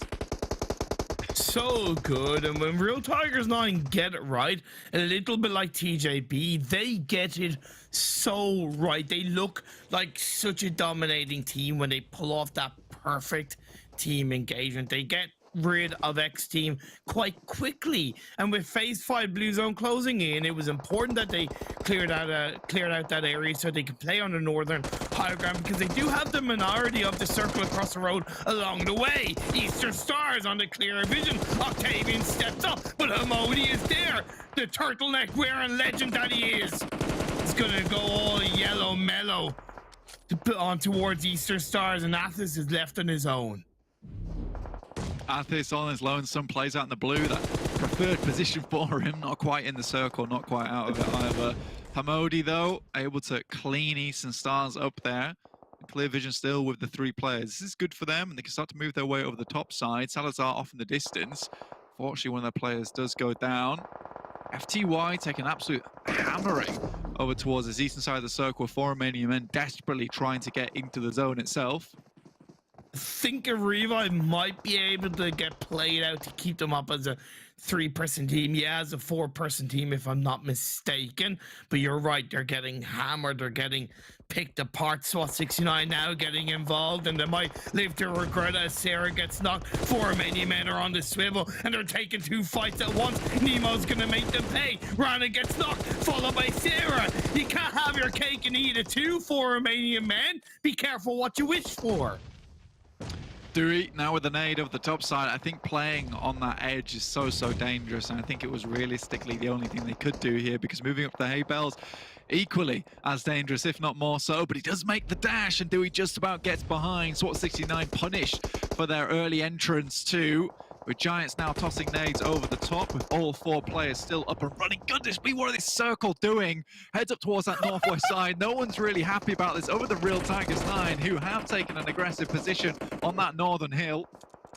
It could be good for the 2 remaining big players. Remains to be seen. They are close to the edge of the circle. FTY all the while have just been able to relish in the fact that Giants, SWAT69 and 4 Romanian Men have been picking each other off. I believe FTY are still up as a full squad. Down goes 4 Romanian Men, and Nade came through, followed by the final elimination. Now it's going to be Giants going up against SWAT69. Nemo in through the smoke, gets a knockout, rolls around the truck, swivels through, goes for the pre-fire shots, but Nano baby, once again, Giants clutch it up, first against TJB, now against SWAT69. Pocus, you're not getting revamped, you're in the blue. Nano baby goes down. Salazar, last player standing. Yeah, managed to switch his way around onto the hillside back there. I think Nemo forgot why Giants were behind that truck in the first place as he stands up and gets slammed from behind. Salazar should be next here with Shinyo, the absolute Shinigami of FTY, taking some dirty shots up the hill there. Real Tigers 9 off in the distance, and even he's taking fights with them and hits some nasty shots up there. The bullets ringing true for them.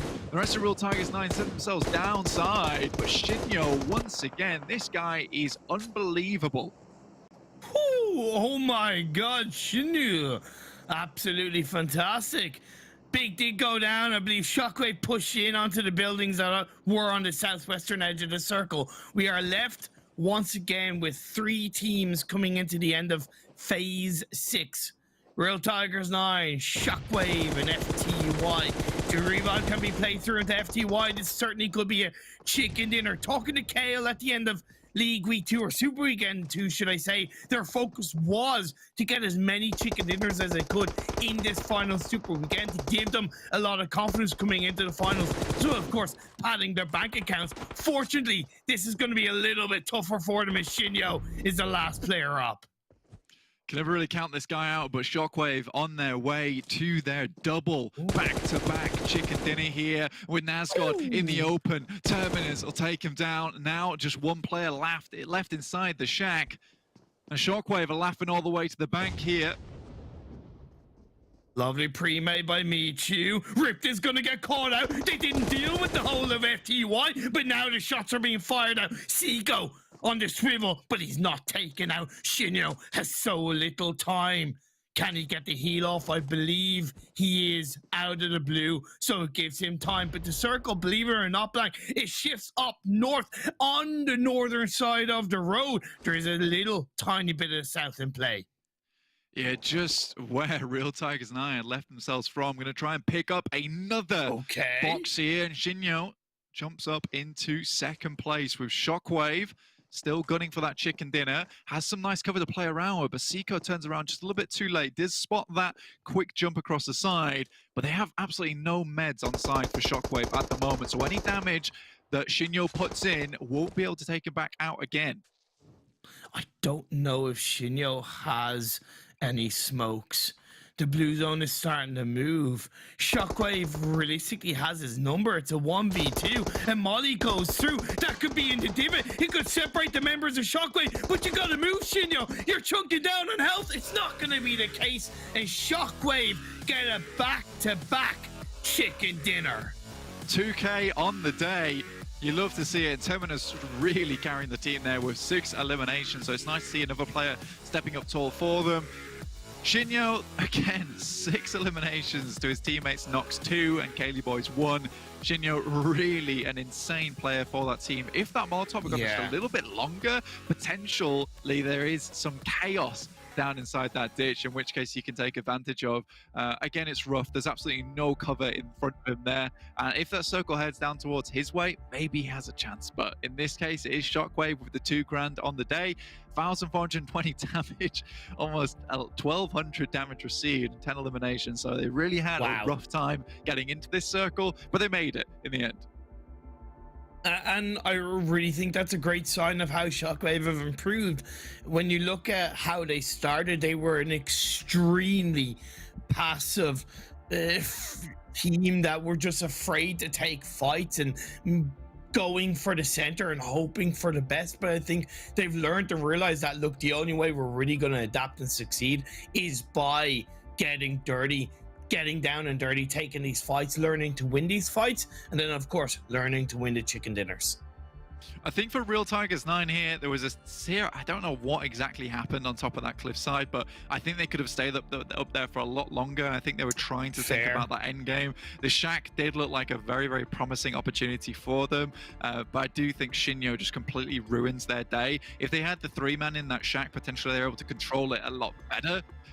But unfortunately, it's just Shinyo with some absolute nutty shots up towards the hillside. Well, just like waiting for a bus, you're waiting ages to get one, and then 2 comes at once. That's Shockwave with a back-to-back chicken dinner in day 2 of the Super Weekend. Let's send it back. Let's send it to a break, and then back to the desk.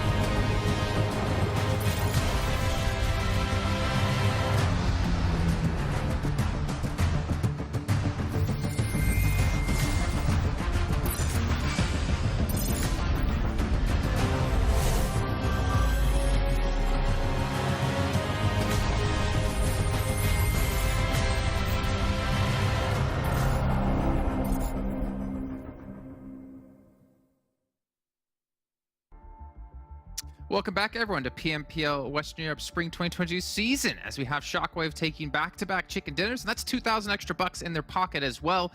And this is a team that's, again, improving over time. It's a team that might be a formidable force going into the finals, because all you need to do is break top 8, and you'll be in the EU Regionals. I'm Jason Kampen, that's Maxman, that's Kalaris. Gentlemen, another great game coming out of Shockwave here, something they should be extremely happy about. What's your thoughts, Max? I mean, it's the French hype train is happening, Jason. We've got a game lord already on top. We needed another French team getting up there.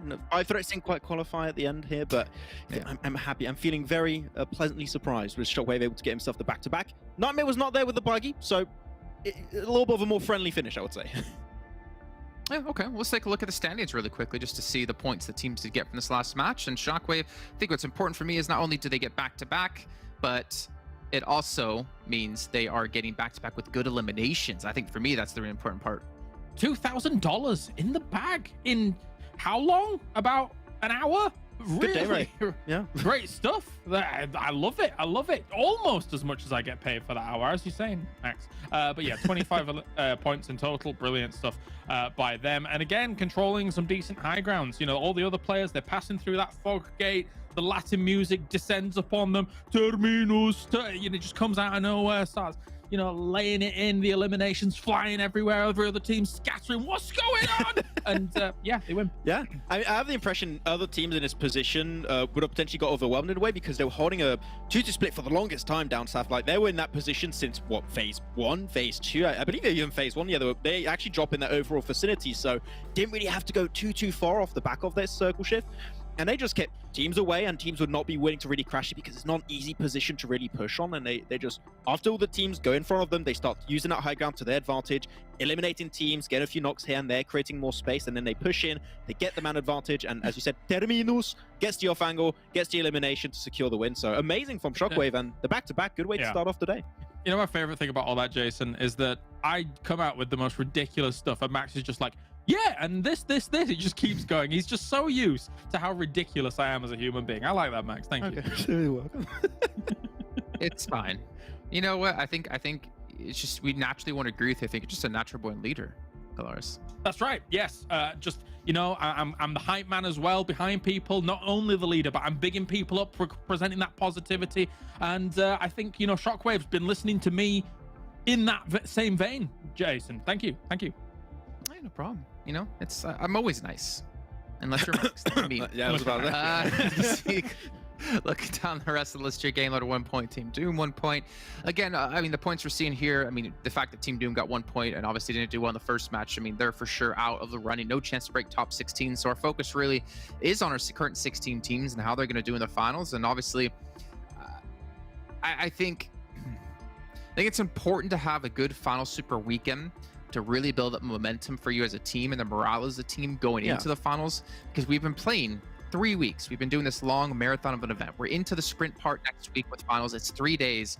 If you have one bad day, you could see yourself not breaking top 8 and not getting to the EU regionals. So I think this is a really good time for teams to come together, really focus on obviously playing well, try to get in a good mood, but also try to eliminate like any of these bad games going forward, eliminate any of these mistakes, because those mistakes could cost you. Yeah, I mean, this is, as you said, right, this is a very long tournament, and I feel like some teams can get a little bit tired as you go further into it. It's like me, at one point I said, I'm going to run for 30 minutes, I go outside, I run for like 2 minutes, I'm dead, and I go back and I just watch anime. That's what I do, and I think that's what probably teams go with into this one. But as one can remain consistent, that's what you're hoping to see, and if you want to take a little bit of a chill third week, that's fine. I literally did that it's like 6 months ago. I tried to run it, didn't work out. No, don't worry, Max. I'm in your camp. Meanwhile, Jason's like, look at me with my really long legs. I can go for a whole 15 minutes. And we're like, 15? Wow. 15 minutes? I mean, I've run like a couple half marathons, man. That's like 2 hours. I can run for 2 hours with my really long legs. Wow. There we go. That's much better. Thank you so much. Let's take a look at Shockwave's player stats, though, in this last match. We looked over the first to see who, again, is stepping up for the team. 2 hours, though, I will say, was very difficult. It's not going to be Nightmare leading the charge this time. It's going to be Terminus. That's right. He's 6 eliminations coming on in as well. I think they, you know, there were moments where they had to make some pretty decent moves in terms of the circles slowly moving north away from them, and they were able to do it pretty effectively, chasing down some positions against teams like Real Tigers 9, for example, who eventually kind of dominated the north of that road position, and then eventually had to move down to a shed. So Yeah, I think very well done by them. Yeah, I'm actually genuinely surprised that Shockwave could actually contest onto Real Tigers 9. Like, terminals, how did he gain that position in the first place, and how was that allowed? There's a lot of questions. It's too many questions, actually. You can't even answer here almost. But the fact that they did have that off angle was great for Shockwave. Then they just go around onto Shinyo. I do believe Shinyo could have maybe denied their elimination. He only had, like, what, that ramp to hide behind. I just think, like, yeah, it's a 1v2. They have a really good position to take the shots, so just maybe deny it. But you know what? Shockwave feeling good about that. That's an extra elimination to their tally, so feeling good overall. And this is a lot closer to the Shockwave we saw, as you mentioned at the start of the show, also, Kalash. This is a lot closer to the Shockwave we initially saw in League Play 1, right in the first week of this tournament, and I just want to see more of it, yeah. It kind of lives up to the name, right? They have a big explosion in the first week of play, and it takes some time for the actual shock of the explosion to get to you, and maybe that's why it's hitting there in Week 3 Super Weekend. I mean, Shockwave's still very fast, Jason. Well, no, but it's not as fast as light, so you always see the explosion first, and then you feel it. You're not wrong. I'll give you that. So we saw a glimpse of their power in the first week, and now we're being hit with the full force of the shockwave. Yeah, and what's going to be the aftermath, I wonder? What happens then, you know? It's the I anime guess we'll after find out in the finals. Yeah, okay, sorry. Oh, Max. Oh, Max. All right. Well, you know what? Let's move on from them. Let's talk about another team. Another team that we can try to extrapolate their meaning, though we've tried throughout the entire season. Real Tigers 9, UK. We're not seeing 9 Tigers. We're seeing 4 Lions, but we are seeing a team that will make it into the finals either way. Yeah. Actually, a little bit intrigued to see how the team distribution of eliminations this is all Super Weekends, just to clarify really quickly. It's all Super Weekend. Is this all Super Weekend? This is cool. Very... Yeah, I was about to say. It's Super Weekend. Yeah, that was going to be very low if this was all Super Weekends. We see all Real Tigers 9 get quite a bit of elimination, so I will be surprised. But they had a really good day yesterday. They got themselves a first place with 8 elimination, a second place was 3 elimination, and a third place. So they are getting to that late game pretty consistently, which is great to see. Even this last game, able to get himself a top 3 finish, which is amazing. But the elimination distribution is still over to Michu and also to Nazgod, which I'm not too surprised. But Mango taking a little bit more of a backseat, it seems. So Mango's been always the one stepping up. It's good to see more in particular of Michu and Nazgod and being there to step up for the team if Mango's not there at the very end. I'm going to throw another spanner into the works because, you know, that's what I do here at the desk. Real Tigers 9, aka Legit Lions 4. There's 5 of them. So I guess we're going for Fighting Panthers 5 for Michu, Nazgod, Hardman, Mango, and Septives. Panthers? Well, no. Think about it. Oh, I'm just on point today, right? Well, go on. Real Tigers 9. Yeah. There's 4 lions on the logo. There's 5 players. 5 plus 4 is 9. Whoa. All right, I'm done. Yeah, that's it. Well done. Maybe that's the team. It's them and 4 lions. I'm glad you came up with that, not Max. Come from. Max wouldn't have been able to add up 5 and 4, so I'm glad you were able to do this, Jason. What have I done? No maths. That's what you've done. No maths. Okay. Oh, yeah. I mean, you got me there. Yeah, true. I did get my best mark, which is a -2 out of 20. I'm still proud of that. I flexed that what? once in a while. Yeah, it's actually true. I got That's -2. not true. There's no way. It oh, is. Yeah. It is. He messed up his name or something like that, right? No. I got the sentence wrong and like you lose points on that. My teacher was a very nice lady, but didn't like me too much. So it's how it was. Yeah. This I just don't know what to say, Max. I feel like life has been hard enough on you as it is. I don't need to be mean to you at all anymore. It's just facts. I don't know what to tell you, man. It happened. This is the best all right, segment let's ever. see the schedule real quick here. We do have our 3rd match coming up in just a few moments. It's going to be back on Erangel. And then we're going to be on to Sanhok and Erangel once again today. This is our 2nd day of our final Super Weekend. We still have 1 day left to go tomorrow.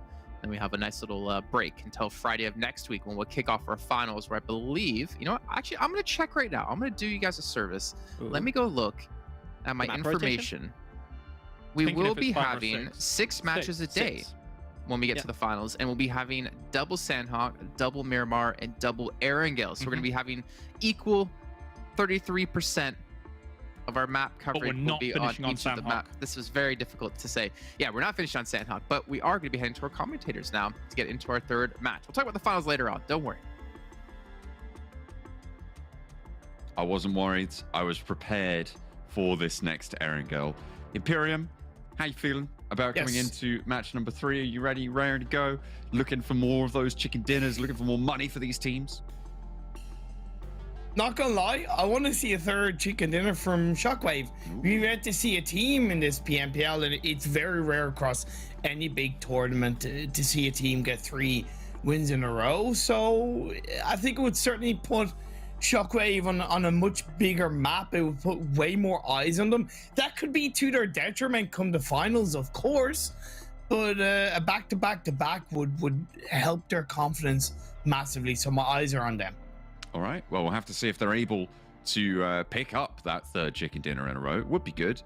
Would be good, but we'll have to wait and see. It is a tall order, especially coming into a lobby with Game Lord, with all of these other teams, with Big fragging out in those games. Before we know there's potential there, Shockwave in general. I mean, the big thing for me, in my mind, when I think about Shockwave, is their old Zaki drop, right? They used to just drop, like, they were dropping on Zaki for, like, a whole week and a half. And now they come back, they've sort of reined it back in. They've given, oh, beg your pardon, they've given themselves a lot more leg room on that southwest side.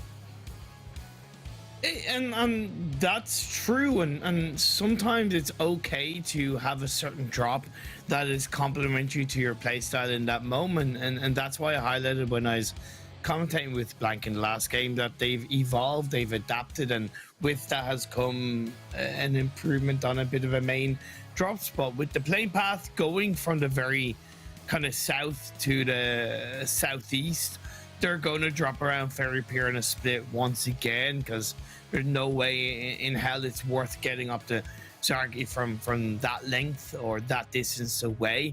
So it's great for Penta as they go up towards military base. And will we see a couple of teams clash around the Yasnaya area? Well, sorry, not around the Yasnaya area, around the shelter area, because Game Lord like to go to Yasnaya. You have Real Tigers and Mansion Prison. You have XTEAM that are probably gonna go to Milta. Now they'll get to Milta fine, but they could maybe sniff an opportunity to pick up one of the Real Tigers 9 players. Teams, a lot of teams dropping around that center area of the map, around that Pachinki part and around the fields. They're going to be looking at a couple of vehicle hot drops. I imagine this is a very isolating plane path, right? TJB, yes. The fact that they're the only team that's gone out to that Georgia Pole side, I think that's going to play very, very well for them. A lot of those teams on the north side going to get caught up in little scuffles around those vehicles, around those driving wheels to be popped on the minimap, and TJB might be left out of it. But the circle pops down south. To very tricky phase 1. When it popped up, my kind of eyes went wide, because I was like, oh wow, there's so much variability in this phase 1. It can easily go towards Military Island. Of course, still with the majority of the mainland, I don't expect too many teams to go into Military Island, but the best part, if you want to kind of have both the mainland and the Military Island covered, is that coastline of the mainland, that FTY go for a bit of a split drop around that area.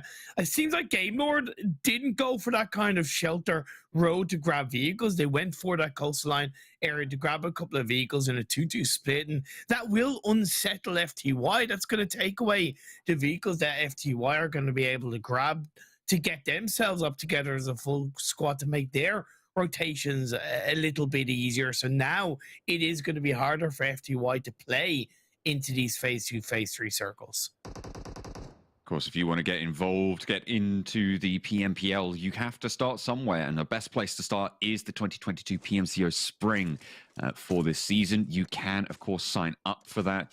The registrations opened yesterday on the 8th of April. They will be going until the 13th, so not too much longer. Make sure you check out the PUBG Mobile Club open for spring season, and you can find the link on the live chat pinned message, and join PMCO with your squad at esports.pubgmobile.com/PMCO. $600,000 prize pool, get kickstarted into competitive, and hopefully have the honor down the line of being commentated by the likes of myself, John, Blank, and many of other fantastic commentators across the world, because we love to see the growth of teams come along. They all have to start somewhere, and being able to then start their story in PMCO and tell it coming into PMPL 2023 is always something special. Absolutely. Hope to see the Giants playing central on that Pachinki. Less conflict over vehicles than I might have expected. Clear Vision's the only team to lose a player so far over by that school area. Yeah, I'm happy that we didn't see too many teams scramble around. I'd like to see Clear Vision have a bit of a secondary drop spot. You technically don't need to see it in school or apartments, but when you have such a extreme playing path, either a secondary drop spot or just an alternative way to get vehicles in a more easier way. Knowing that there's a lot of VOD review being done, I understand why Clear Vision maybe recognize that there's not really many areas left, right? The map is very well spread and covered by teams and drop areas.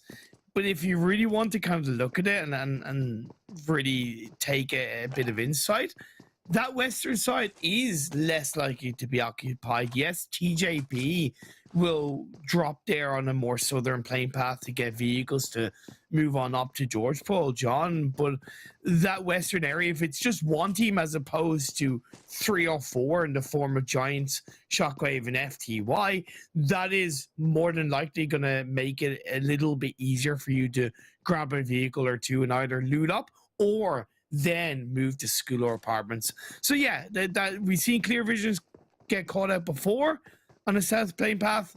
I don't want to see it happen coming into the finals, basically. Clear Visions with work to do. Shockwave, trying to locate them on the map right now. Ah, they are, yeah, they're just south of Pachinki. Moving in towards FTY, towards that farm position on the south of Pachinki Hills. For Romanian Boys around Quarry, close to Super Young roster. I'll be interested where this next circle goes. I think that's really going to decide whether or not we can have that military island finish, right? Definitely, of course. But you also don't want to put all your eggs in one basket for the most part. So that's why I highlighted the coastline and the mainland. And we are seeing a product of FTY losing a couple of vehicles at the start because Shockwave have been able to move into that warehouse, the barn area compound on the coastline much quicker than FTY. FTY have been able to get a couple of vehicles, but they've had to move on foot to join up together. They've had to move on foot to loot and get set up coming into the tail end of phase 1, and having Shockwave in front of them now, locking down a clearly stronger part of phase 1 could hurt FTY. They will be able to grab information, and I hope they adapt to it. XTEAM in Milta, they'll be able to hold down that Eastern Bridge and the likes of Eastern Stars, Real Tigers 9, wait for phase 2 to pop up, make sure that they have themselves set up for an absolutely extremely quick rotation over that Eastern Bridge, or at least hold on to that mainland position and stop teams from pushing in. Maybe for Super Young roster, a bit of a rotation could be set up around the Ferry Pier Primorsk area, John, should phase 2 shift down south to Military Island. Could potentially be there. I mean, obviously no team's really contesting for that spot right now. And they might be okay to get away with it. In the meantime, Eastern Stars leaving from that Milta-Pound position, starting to gather up those vehicles from the surrounding areas, picking up the final pieces of loot that they can find. Grabbing all the ammo, all the attachments that they're going to need on board for the coming minutes for the rest of the game. X-Team holding around the mouth of the Eastern Bridge right now, just a little bit further ahead of them. For Romanian Men, they are on those southwest Pachinki Hills where we saw that finish. Well, it wasn't that game, was it? It was a couple of games ago. Game 1, as far as I know. That's the one. The previous Erangel. Yeah, that would make sense. Clear Vision, not Clear Vision, should I say Real Tigers 9, my apologies, went for a really early rotation, pretty deep in the center circle around Potato Hill. Good, quick rotation, not exactly fully happy with where they've gone, because I think it's a bit too deep in the center and it's a bit too deep down south when you look at the plane path. They didn't need to go there. Let's see if it'll work out for them. They are rotating as a unit. You have Shockwave, Clear Vision, FTY. The center part of phase 1, as we get into phase 2, is becoming extremely clustered, John. Next circle just about to pop. No military island circle here. Gatka Fields, yet again, is where we will be heading up towards for Romanian Boys. I feel like they're about to divert and reposition and reconsider where they were going. You can see there was one loop around there, but looks like they managed to find themselves a compound on that southeast side of those Gatka Fields, southeast of the Chopsticks. In the meantime, TJB split across half the map. You'll love to see it. It's just TJB doing TJB things, right? They will want to be aware of the fact that teams will most likely try to rotate around this northwestern western side of the circle. I'm primarily looking at Team Big and even Game Lord to an extent, because again, if you've done your VOD review and you put 2 and 2 together between who drops on the western side of the map and what we had between the plane path and phase 1 circle, that western side is going to be less clustered, easier to rotate into. Good shots from FTY. Knocks onto XTEAM, gatekeeping them on that eastern edge of the circle. That's really positive to see. FTY nearly got a chicken dinner in the previous game. Can they set themselves up to get a win in this game 3? XTEAM with Zombie down, wanting to look for the res, but laid on the open fields, it's not that easy. Dropping some smokes to maybe give them some cover. Zodox falling back under the watchful eyes of teammates for FTY. This is not an easy approach for the res for XTEAM. I wouldn't blame them for maybe even just fully disengaging it, unless they want to take this fight. And of course, XTEAM, the team that we said we haven't really seen that much from. Yeah, no real identity, whereas FTY, I think, have given themselves a big identity coming into this PMPL. Very first time they've competed in this professional level of PMPL, and they've made a name for themselves as being an aggressive team, a forward-thinking team. A tiny bit lackluster at times, but then they cleaned up the ability of closing out games to start getting chicken dinner start the PMPL. Clear Visions, losing Mori, down to 2 now. Super young roster, forcing their way in from that southwestern edge. Tam Tam in the shack, gonna heal on up and should be okay. There's a vehicle out there. You don't want to stay in there for too long if teams are going to be moving into the positions to the south, on those ridge lines, on those hillsides in the trees. And of course, those hills to the southwest of Pachinki starting to gain tenants. Oh, wow. Eastern Stars, FTY, XTEAM, very close. Shinyo gets a knock on the door, and Bimi's gonna get taken down as well. Shinyo, I think, went a little bit too deep into this engagement. Maybe could have been aware of Eastern Stars coming in a little bit further back. Eastern Stars don't know that it's FTY. They might know now. All they know is that there's a couple of players in this compound. Shinyo and Zodox scuffling around in their building where they have found sanctuary, right on the eastern end. The next circle, again, soon to pop. I feel like it's time for the Eastern Stars to really step up. The circle shift out to the east, clearing out this area, and then getting a good spot on this eastern side. Invaluable if they can find the tempo. You're dead right, and then South Pachinki Hill would be an absolutely fantastic place to lock down. They're quick to it. If anything, disengaging away a little bit in towards the blue of the eastern side of this circle shift would be just as beneficial as looking to take this fight. Understand why they want to close it out. They're now into the building as a 3-person team. Beg for mercy, pre-cooking a nade, but Octavian swings it up through the other window on the outskirts and is gonna get the knock. They heard those pins getting pulled. They took the player out from the top. Mathis takes a little bit too much damage there from the nade, but either way, Beg for Mercy goes down. 1 player left for XTEAM now. Kapahala was repositioning this whole time, and now is going to have to challenge. Does he know there's a player outside? I don't think he does. I don't think he does. Again, they're not really sure of how many teams or how many players are around this area. They were coming in a little bit late. He'll see the smokes. Now he'll know there's a player at the shack. can pop a nade in there. Reposition to the outside for the X-Team player. Oh, does spot the head and shoulders over the ridgeline. Kapahala hits the deck. Now the call is in or out of the shack. Sends another nade. And that's right on the money. Oh my god! Oh, that was wonderful by Kappa. You look and you go, yeah, okay, that is generally an easy nade, but to be that accurate on that nade was just so good to see. And still feel like they should be disengaging away because it's been a confirmed squad up again. They might not know that FTY are in those buildings, but in my opinion, it's not really worth it, right? You're wasting valuable time. Positions of other teams coming into this phase 3, big disengage away from the northern side of the previous circle and now swing in through the northeast. Headshot Hills as Real Tigers 9, Game Lord, big, and I believe another team as well, but it's getting very flustered on that northern edge. I mean, Giants are still in Pachinki main, right? So they are waiting on the south side of that engagement up the top. Really, really heavy hits coming through. Punches back and forth. Game Lord, big.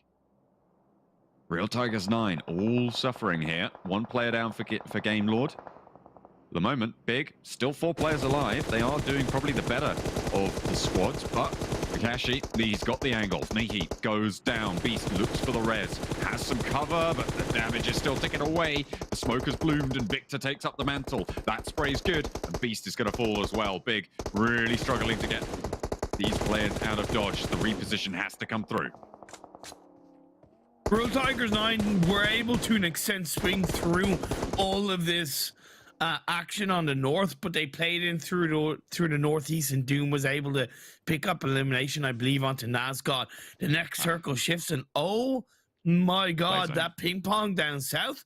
Swat 69 couldn't ask for a better circle shift. Big, I don't know if they could even possibly res in those circles. It just isn't enough time. Game Lord make that breakaway across.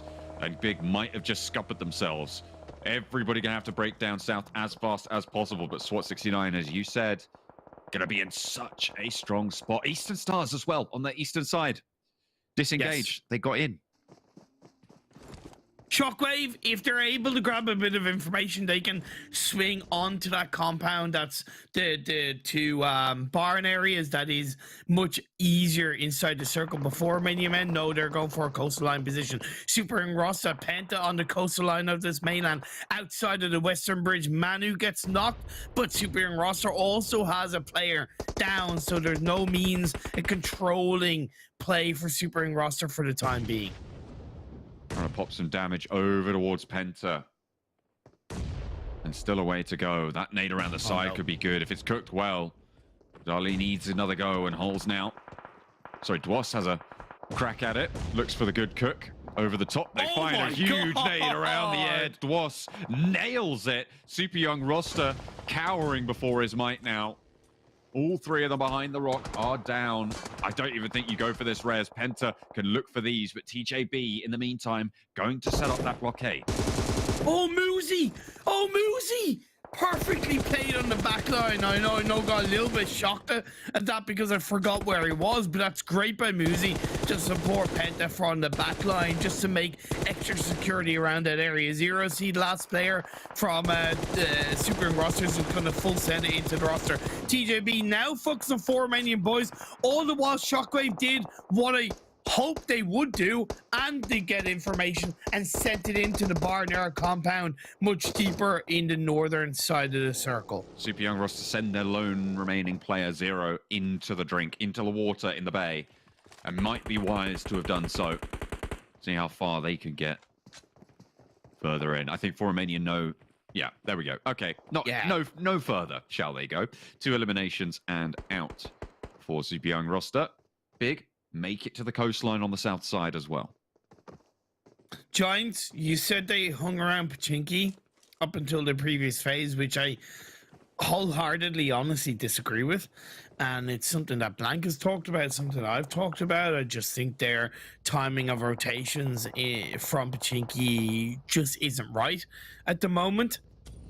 And even though they're going to be able to make it into the northern edge of the circle, it's down the hill. They're going to have to drive in. They're coming in late. but not even so late it's going to work. It's late to the point where all the other teams around them are already settled up, and they're going to be able to get focused on the rotation. To an extent, similar with Penta, just wrong timings, guys, on your rotations. Penta getting cut down on a difficult choice. Muzi into the water as well. 2 players from Penta make it. For Romanian Men will be aware of their position, finding Muzi. For Romanian Men are picking up the players trying to swim it out really quite effectively. I wouldn't be too surprised if they're going to get a whole heap of points from this. Giant on the coastline, close. The Swat 69, one of the 2 remaining players, but it looks like it's only going to need 1 to get the job done. Giants taken down by a solo from 69. Because they were too late disengaging away from Pachinki. I'm sorry, I'm putting it down to that wholeheartedly, Giants. Eastern Stars are going to have to try and deal with Team Doom. They've come in from the northeastern side of the map. They're still up as a full squad. Eastern Stars have a big spread, 2-1-1, but they are not inside the circle. Shockwave, the team that I'm looking out for, maybe a back-to-back-to-back chicken dinner. They have the only hard cover inside this phase 5 circle. I mean, other than those coastline little divots, right? It's really, really sparse. Especially with all the teams looking every which way, it's going to be difficult. Clear Vision's taken down in the meantime. Rolling in for the Eastern Stars. They want to take on the stronghold from Phonics, from SWAT 69. And they might have just chosen the perfect time to have done it. Do they know the players drop down? Phonics down the bottom of the cliffs, and Kapahala nails it. Absolutely fantastic from Kapahala, and overall good from Eastern Stars, being aware that there was 1, no point, and 2, less of an access to take that fight against Team Doom, whereas they see that the southern edge is viable. They were able to scout it through because of the split, and they make that call to push in as a unit to get rid of at least one of the SWAT 69 players. And now only 1 remains. They will know that he's there. After the nades get lobbed out, Athis trying to bait those shots, trying to bait it for the teammates. This might be the wisest choice they could make. Get down this coastline. Lin, I don't think is looking right about now, but SWAT 69 on the edge of those cliffs can survive. Big Swave is just swimming in the water. There's a tiny little corner on that southern side of the circle that is all water, just outside of TJB and 4 Romanian Men fight. 4 Romanian Boys also getting into the mix, but it's going to be Sarah getting a knock onto his Romanian brethren. Poco and Kime, both players still alive, but low HP for Kime. Needs to pop the heal, looking for that shot, but it's just made so difficult from their position. Luckily, they have a little spot in the next zone. As Lin, the last standing for TJB, can't get the res onto the teammates. For Romanian Men, pretty grouped up. A good nade could be all it takes, but Lin now 1 versus 4 can't handle the heat. Great effort by Lin. What I loved in that movement was he naded, moved, because he was hoping with the 4 Romanian Men players huddled up together that a golden nade to get maybe a double knock would have been a bit of a stronger entry point. Maybe with the 2 back-to-back, it could have been a squad up. Unfortunately, didn't come through, and down goes TJB. The circle shifts up the northwest. 4 Romanian Boys do have the circle, but they also have now every other team focusing on them, while Team Doom are going to crash on Shockwave. Ooh, Zero already taking a hefty chunk from that nade. Nightmare moving forwards. He doesn't need a buggy to be deadly. Terminus gets behind cover. Position's known. Nade in through the window. This guy is doing work right now. Nightmare burns Zero down just a little bit and keeps things going. A nade perfectly timed through the door, but Frosty just evades it. Seiko's upstairs in the meantime, and a nade through the back window for Terminus. They are just bombarding Team Doom right now. As they want that some player response. from Shockwave, Seiko, that's up on the roof of that building, or the high ground of the building, is doing absolutely nothing for the team, because the window either side doesn't really give him any kind of angle of pressure, doesn't really help the team, and now he's left as a solo because of that. One of the poorest mistakes I've seen Shockwave make as a team. Their Team Doom take those 4 eliminations, all 4 alive. Eastern Stars on the southern coast, the only other team with all 4 still standing. Big, with their last swimmer, is still going as well. Seiko tries to challenge against Team Doom. Need to try and take him down. An unfortunate bounce there. Doesn't see the nade towards the back of the building. Team Doom do a good job as well of sending Mert into the edge of the circle as the last Shockwave player goes down. They do get that foothold, as you say, can move themselves forwards with it. 4 teams remain. Unfortunately for Team Doom, if they wanted to close the gap, they've got another thing coming. 4 Romanian Boys are still alive. Look, they're at the point where they know that their journey is to an extent over in terms of making it to the finals. So now it's just doing as much as they can to get a couple of grand in their back pocket, feel a bit more confident, and to an extent justify their position in this third super weekend, right? Justify their qualification by getting a couple of chicken dinners. Second player from Eastern Stars takes a knee. Octavian and Kapahala there. Swave down the hill, down the slope. I think there's a way you can get up there, isn't there? Is there? I believe so, yes. Is it possible? Athis getting flushed out, and Octavian still down there. Or Kapahala. He should have heard this drop. He knows there's a player. Oh, Swave taken out in the back. Great awareness by Eastern Stars. A lot of teams will get tunnel vision in that area and maybe just not listen to the footsteps. But now we're down to 2 teams, and Doom have a 4-man spread. If only they could have done it a little bit sooner. If only they could have stood this tall in yesterday's games. Maybe they would have had a chance. Octavian goes down. Just Kapahala now. Standing against Team Doom. They should know where he is. They'll know these rocks. 1 player from Team Doom is down. And Kapahala looks to flush. Don't go for the revive.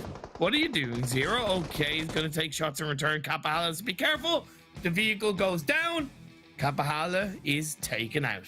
And with it, Team Doom claim $1,000, a chicken dinner, but it is too little and too late. It's good to see them up there finally, but what more can they do? That gap is insurmountable for them. Especially when you pointed out that 4 Romanian Boys did stay up, I believe, until 3rd or maybe 4th, if I'm not mistaken, with a good few elimination points. Yeah, that's not even 100% point gain over 4 Romanian Boys in that regard. Great to see Team Doom pick up a chicken dinner. I know Kalaris will be happy with it, and I am genuinely happy because I'm a supporter of an underdog, and I know the chances are there, but it's great to see them still not only respect themselves, but respect the competition by trying as hard as they can in these games to get chicken dinners, to put up results, to just send a bit of a future message to the PMPL lobby coming into the fall split even. I mean, I don't think there was question. They have got these skills, right? They have got these talents. We saw that in league play, right? We saw that. We haven't seen it in this super weekend so far. Maybe this is that little glimmer of hope. But if 4 Romanian Boys are going to keep up like that, even then, it's just not going to matter. Kapahala dominating this round report at the moment. 5 eliminations on the game. It feels like it was fairly evenly spread. And there was a lot of chaos in this game with that coastal shift. Yes, definitely the circles benefited Eastern Stars, but I do look at this as one of the strongest performances from Eastern Stars, and honestly, it's been too long since we've seen the Warlord Kapahala up in the stat sheet. Absolutely. Well, hopefully we'll see him there again. But Team Doom get something for getting into the Super Weekend. They get $1,000 and a chicken dinner. Finally, they can breathe a sigh of relief. It's not for nothing.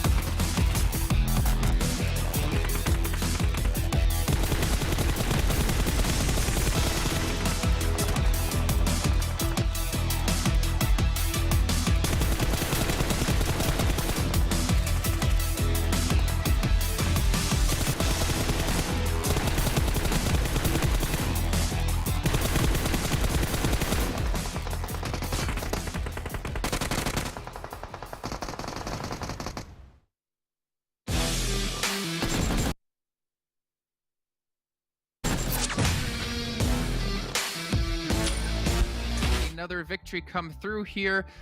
This time, for a first time for Team Doom in a Super Weekend. So maybe Super Week or the finals is out of reach, but you know what? Not money. They get themselves $1,000. Most importantly, redeem themselves a little bit on top of that.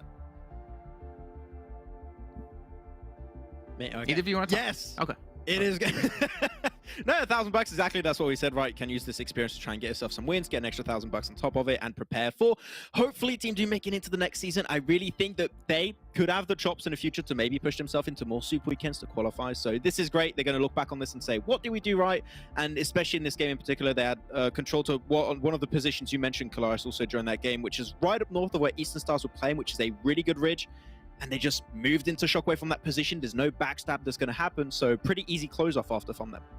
Most importantly as well, aside from them getting the $1,000 on the board for this victory, they denied the three-peat from Shockwave. If Shockwave was able to greet that push on from Team Doom there on that eastern side, then obviously they would have had the winning position. It would have been amazing. But it's nice to see Team Doom, of course, getting themselves the win. Yeah, let's take a look at the match standings and see how many points they got. I think it was 10 Lins, if I'm not mistaken. Able to do some decent work here. 25 points. You know, that's actually more in one match than they've been able to get throughout the first day, which is obviously fantastic to see. But it's a little bit sad because we see these glimpses of like hope and these glimpses of like, yeah, they could like legitimately be in the Super or in the finals, but they're just not consistent enough to make that happen. Yeah, if they would have got these type of results yesterday, maybe not one game, like I'm speaking like 2, 3, 4 games, they could have closed that gap with Romanian Boys. But the main issue is the Romanian Boys. Yesterday, they kept getting these type of games right here, right? 12 points, 9 points, 10 points every single time, and it just makes the gap so damn hard to close for Team Doom. So yeah, I mean, as I said also by the casters, right, this is Team Doom showing what they can do. They can have some really good pop-off games, but they still need a little bit more experience on this in this type of lobby before they can actually come contest with the big dogs. So hopefully next season, but right now we are seeing some new teams at the top a little bit more consistently. For Romanian Boys, we're seeing more Shockwave. PENTA was a little bit silent at the start of the day, but they got themselves a few good games. So overall, we are seeing in the Super Weekend, I have the impression, teams that were in the middling part of the rankings actually get some decent step-ups. So you never know who could be able to qualify in those 8 positions in the league finals. I think that's what kind of scares me and should scare a lot of the teams who are maybe towards the top. Like the fact, again, Shockwave has 2 chicken dinners so far on the day. I mean, if they pull something like that off in the finals, they could be one of the teams in top 8. Like they could knock someone out that was previously there. They could be like Unicorns of Love Gone, could be Eastern Stars, could be Big, could be Game Lord maybe. Probably not Game Lord, but it is still a very scary thing though. For all these teams realizing it's just 18 matches. It's basically a little bit more than a Super Weekend. I will say, talking bigger picture here for a moment, it does make me think from looking at this Super Weekend that, I mean, you're not seeing, huge games coming out from Big, Game Lord, these guys, whatever. They're kind of in the middle of the pack overalls, right, at the moment. It makes me think that some of these teams at the very, very top that are kind of challenging for those championship positions are using this as pseudo scrims to kind of figure out exactly what is going on elsewhere in the lobby, exactly who's rotating along these paths, how these teams are fighting them given kind of certain scenarios, right? Because that, in theory, would be very valuable going into a final where, I mean, we've got basically 15 of the 16 teams here that are going to be playing in that final, right? Yeah, I think that's a good point. And I mean, that is one opportunity they could use this for. I mean, I still want to say, I don't know, like, chicken dinner's $1,000, right? You get 10 chicken dinners across the Super Weekends. You get yourself the same amount of money you get in the finals, right? Yeah.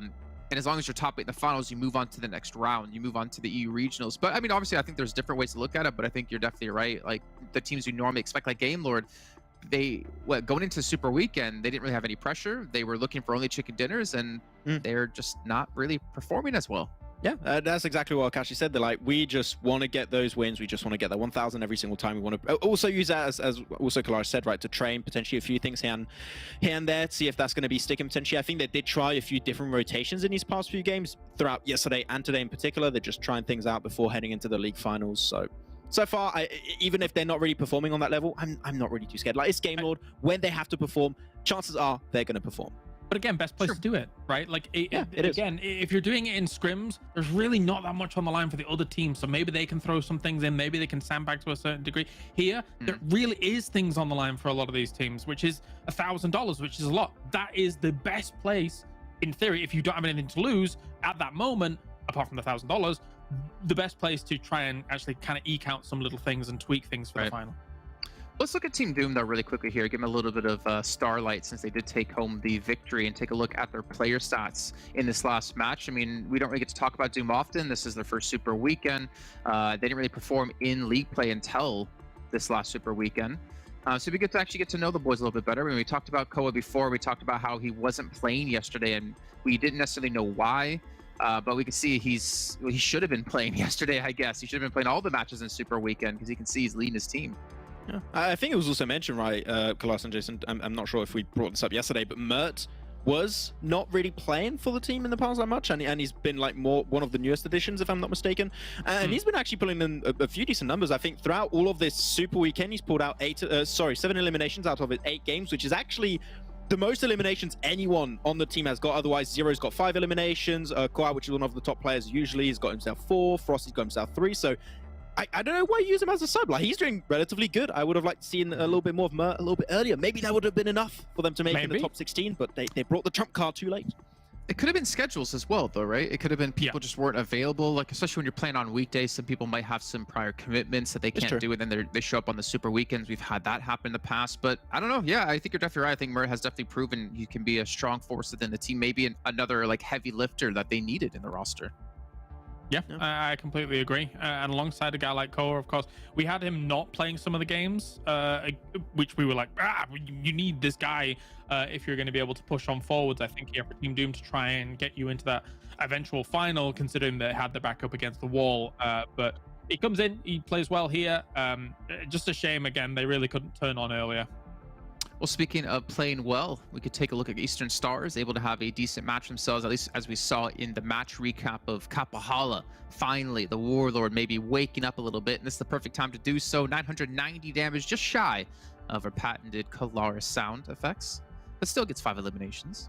Almost, but not just there, Kapahala, nice to see him being able to get this done. They had one of the, in effect, I guess, stronger positions in this circle, because again, when you're looking at this circle, you're seeing these decisions these teams have to make, and they're kind of rash decisions. If you think about like Giants, for example, the commentators were talking about kind of coming a little bit late to the circle, they're sending it all the way to try and get the cliffs, hoping that there's not a team there. Unfortunately for them, there is a team there, so you can't really deal with that. But yeah, Eastern Stars had a nice little lockdown on their corner of the cliffs side, I suppose, Max, and were able to benefit from it.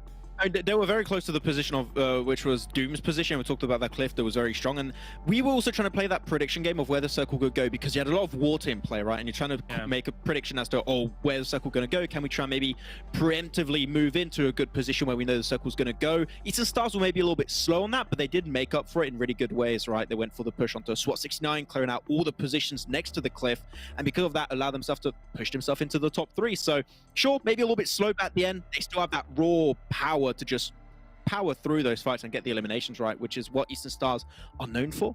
But they still have those up and down tendencies, which can be a very scary prospect going into the league finals. So I want to see more of a line instead of the like up and down stuff. Woo, yeah, whatever that was. All right, well, you guys at home, remember there's a lot of prizes to win. We have the PUBG Mobile 4th anniversary event happening, but we also have the watch and earn. If you guys watch it in the Esports Center, you can see down below between the 15th and 17th of April, which funny enough is next week. And funny enough, that's when the finals are. So maybe you should be watching for the finals to get your some sweet, sweet rewards. But also, you know what time it is, Max? Uh-oh. Time for schedule. Is he right, production? Am I right, production? I am right. I think he's wrong. I don't see the schedule come up, so I think you're wrong. Oh, okay. I like it, production. Just change. Okay, you're right. You're right in the end. You can see here, Sanhok going to be coming up next, of course, our 4th match of the day. But keep in mind, we'll be getting 2 of those a day when we get into the finals. But this is going to be, again, as we talked about before, right? It's important to be able to play well on every map. It's kind of important to have a map you're really good on.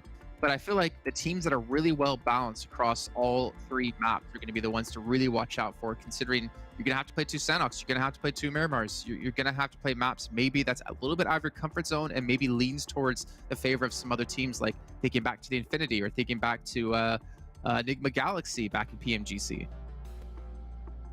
Yeah, I'm trying to think. I think, some of the teams that are even going for the heal strat, I think they will still go for it now, based on the fact that, you know, maybe they're looking for points to, you know, have the effects on down the line in the year, things like that. So I think that people will just stick to their normal go-to here in Sanhok.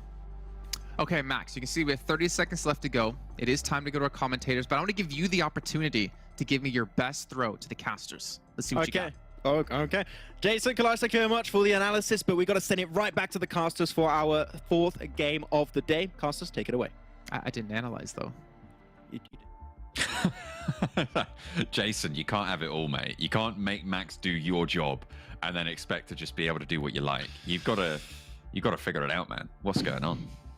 Yeah, I mean, it's just rude, really. I did like how tryhard Max got on that throw as well. Like, didn't really want to go for anything too extraordinary, too extravagant. Just went for the same old classic. And, you know, I respect that, Max. You can't do anything wrong if you just do it by the books. That's exactly how we like it. Though nothing will be by the books here on Sanhok, as we always know. Everyone's tossing all those books out the window, getting them burnt on the bonfire. That's absolutely fine. We don't need them. What you do need is a bonfire to keep you warm in the darkest moments, coldest moments when it comes to Sanhok, even though it is quite humid over here. I feel like lighting up a bonfire as well just gives you location away. All that smoke, you know, bad for the environment, bad for the... What if you want that? Ooh, now there's a thing. Don't give me that look. Don't give me that look. Oh, that's creepy, actually. I'm not a big fan of what just happened there, but it is what it is. This is the PMPL WEU, where we do creepy things, and we follow Max Man on his suit. Yeah, we're getting to game very, very shortly over on Sanhok. Why are you looking at me like that? Well, look, you say we, but not we. You do creepy things, or you did creepy thing just then. And How I didn't dare like you? it. Had a bad time. Why wouldn't you join me on this crusade for creepy? Look, I just don't want to. Is the answer to that question? I don't. I just. Okay. It's just not something that I envisage myself doing of a Saturday. I can see yourself doing that. I'm sorry. Oh. I apologize. This wounds me. The playing path here doesn't matter. I'm just going to outright say that. The playing path does not matter here on Sanhok. Everyone can get exactly where they need to go. It might just be some early looting for some teams. Tongjibao can get down towards that southwest coast nice and early, and Circle should be popping on your screens very, very soon. Gamelord obviously heading up towards the northern side of the map, where they can pretty much just hang out there without too many problems for any other teams. And this Circle does favor Tongjibao XTEAM super roster massively. For Romanian Men taking a huge split, in fact, on both sides of Painan, but not quite in Painan, despite it being completely open. Yeah, I mean, generally, it's Unicorns of Love who drop in Painan, right? Or am I misremembering that? From I couldn't tell you off the top of my head, unfortunately. From the league play, I believe that it's Unicorns of Love. I know Max has been our Circle King. I don't know if he can remind me. It's like 5 threats and I'll tell you what. I'm gonna tell you all about the PMCO, the 2022 PMCO Spring registration, which is open. It will close on April 13th, so make sure you do get on in there. Of course, you can register for the spring season, and it is now open. Find the link in the live chat pinned message and join PMCO with your squad at esports.pubgmobile.com/PMCO. And hopefully, I'm going to look at the chat and see if Max has given me any update on what was going on. He hasn't. It's not very nice. No, he's quite rude, isn't he? This is a bit very annoying. rude. He's literally just put me in jail. That's all he's done. But that's absolutely fine. I'll take that. Coming into this game, though, for Romanian Boys and PENTA both dropping on top of Boot Camp. For 4 Romanian Boys come finals, having this drop spot as their own would be huge for them, in fact, honestly. It'd be very nice to be able to take control of this area. It's very, very unlikely that you're able to control Boot Camp by yourself, though, unless you are extremely confident in your early game team fighting. We've seen it very, very rare occasions where you do have one singular team here in Boot Camp and no other team challenges. But here in this case, you do have the 2 teams, 4 Romanian Boys, PENTA going at it. Both teams would love this position. Coming off the back of some stale league plays early on in the tournament, having Boot Camp come into finals, it's good stuff. Max did finally pull his thumb out, get it done. It is Unicorns of Love who normally drop Pine Up, so 4 Romanian Men will take that from them here. Probably not going to be available for them. It's interesting. Do you think we're going to see that in those finals, right? See what? The four-way big split around Painan from Romanian Men. Do you think that's something they practiced here to be able to do against Unicorns of Love? I don't know, honestly. Personally, I don't like it, to be quite frank with you. I don't think it's all that good, especially on Painan in particular, because the whole consensus of Painan is one team takes one side, one team takes the other. Very difficult to control either side with limited members. So if you're taking a 2-2 split on either side of the river on Painan, oof, goodness me, you're in for an absolute treat, because another team is just going to quite swiftly head central onto one of those sides of the compound and then just slowly but surely pick you apart. And even worse so, if you're taking that 4-man split around Painan, yeah, you get some trash loot, you can move into Painan afterwards. I think this works out for Romanian Men specifically this game, because they get the trash loot surrounding Painan, and then they get all the Painan loot afterwards. I don't think this would work out if there was a team already situated in Painan. Unless they wanted Painans. Unless they wanted to directly take that fight, but that is that risk, right? That you're yeah, not necessarily it's getting spotted early, right? Yeah, and being on either side, it's not easy. And as soon as someone spots that you're doing it, they just target you and you're dead. It's not. Yeah, it's risky. I think it's a very reasonable analysis of the situation. So I like it. Thank you. Thank you. You're welcome. It's even less of a good thing to be doing here in the Super Weekend if you want to practice this doing it in the finals, purely because Unicorns of Love can watch this back on the map review.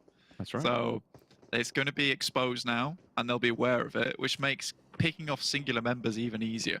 So I think this is a one-off thing. There's my concise analysis for this singular play, which I don't think we'll see in the finals. We're never going to see this again, Blank. Oh dear. Do you think we'll see Unicorns of Love do it? Maybe there's a thing. Okay, you've gone too far now. That's too many steps. Too many steps. You're up in the ante, right? I'm not a world champion chess player. I do not think 23 steps ahead. I have what's in front of me right here, right now. Hikaru is crying right now. I'm sorry, Hikaru. I look. At least I will never get checkmated in 4, like the man himself. So sorry. That's fine. Did you just flame? I didn't flame Hikaru. I flamed a student of times gone past. Wait, you talking about XQ? Did he teach XQC, or was that? I don't remember. Anyway, this is chess. This is chess law. Was he XQC's coach? I don't know. And that was mate in 6, I think. Oh, bloody hell! You actually have? Yeah, I think it was SQC versus Moist Criticals. Moist, or maybe. I've no idea. I can't remember. This is deep into chess law that we've gone on a massive. Yeah, we really have done. But yeah, it's all about thinking steps ahead, and that's what you have to do in PUBG Mobile a lot of times. It really is a game of chess on the rotations. Where do you want to go next? Is there going to be teams there? We need to figure that out. Is there going to be teams after that? We need to figure that out. So you really do need to be quite an intelligent player if you want to be a very, very good PUBG Mobile player. And I know that we look at GameLord and, you know, we see this team as pretty much at the moment, they're just going around brawling with people like the drunkard outside. But for a lot of their other games, you know, they were very, very sensible. They were the designated driver, and their rotations were clean and concise, and they set themselves up very nicely for the late game, which we'll see again in the finals, I'm sure. Last time around, Team Doom spoiled Shockwave's chances of taking that back-to-back-to-back, and this time around, Shockwave might have something to say about it. And nade back up to Mert, sees that forefront position a little bit weakened, but good knocks in response, slow things down. Just Seiko for Shockwave on this hillside. Yeah, Shockwave's not having a good time of it here. And Seago's trying to get at least one player back up on their feet to assist, but with one other player down and Team Doom only with Mert on the floor, which looks like it's getting rezzed up right now, I think Shockwave's chances here are not good. And that's a beautiful nade over the top as well, sending Seiko away, scampering down the hill to his other teammate in Terminus, but even he will get knocked on the way down and take a nasty slip on 0. Even after that, hits a nice shot over the top of the rock. So Shockwave just completely eliminated here on Sanhok. 2 for 2 on taking down Shockwave. Team Doom, I mean, they're doing all right. Real Tigers 9 now, right next to them, pretty close by. Still a hefty river split, so choosing the side of the river carefully is going to be all important. Absolutely. I think at this point in time, it's not really guaranteed exactly where this circle is going to hit, be it that south side or the north side. And again, like you say, like controlling this river is going to be extremely important. PENTA most likely going to move west towards that confluence. I think that's an extremely strong position to play. It gives you a lot of options going forward. The unfortunate part here is that one of the major reasons it's so popular is because it does gives you easy access over towards that northwest island. I still think it's a good spot to hold if no one else is in it. However, it does become a lot better when you have all three islands in this one. Yeah, I mean, a lot of teams will be used to holding those sort of central crossing positions, right? Not a lot of teams are going to be used to holding the southern crossing positions, and I feel like you might be on the money with that, right? Like talking about how maybe those positions down south are going to be less hotly contested and be a bit of an open spot. I mean, you can see that XTEAM at the moment, near Camp Charlie on the south side, they're holding that southern bridge, which is going to be a very valuable crossing point for teams like FTY and Giants moving forwards if it goes down southwest. Absolutely, and I think the main thing here is XTEAM has to not crumple under the weight of these teams coming across, because that's been what's happening so far. And with this shift, now there is a lot of pressure upon them, a lot of responsibility to hold onto this crossing and really deny a lot of those teams on the eastern side, because if they can do that, they can gain massive control over the south side of this map. Tongjibao off on their split towards that western side, they have a slight inability to go for the heel strat here, just purely where the circle is. And they'll have to worry about Big as well as Super Young Roster coming down from the northwest. In the meantime, for Romanian Men trying to get some composure back on board. Dear me. For Romanian Men holding off SWAT69 on the ridgeline, trying to hold off this push. Doing well. Phonics last standing for SWAT69, but I think there were some shots coming through from PENTA, potentially, from up the hill as well. Yeah, there you go. In the elimination feed there, Muzi did chime into that fight. So there is vision from PENTA onto this. Indeed.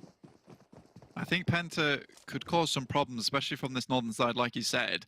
And I think SWAT69 definitely need to be careful now with just Phonics on board. Hamodi goes up in smoke to the hands of Lin. But similarly, there will be a knock coming back on the Tongjibao, and they'll lose a player.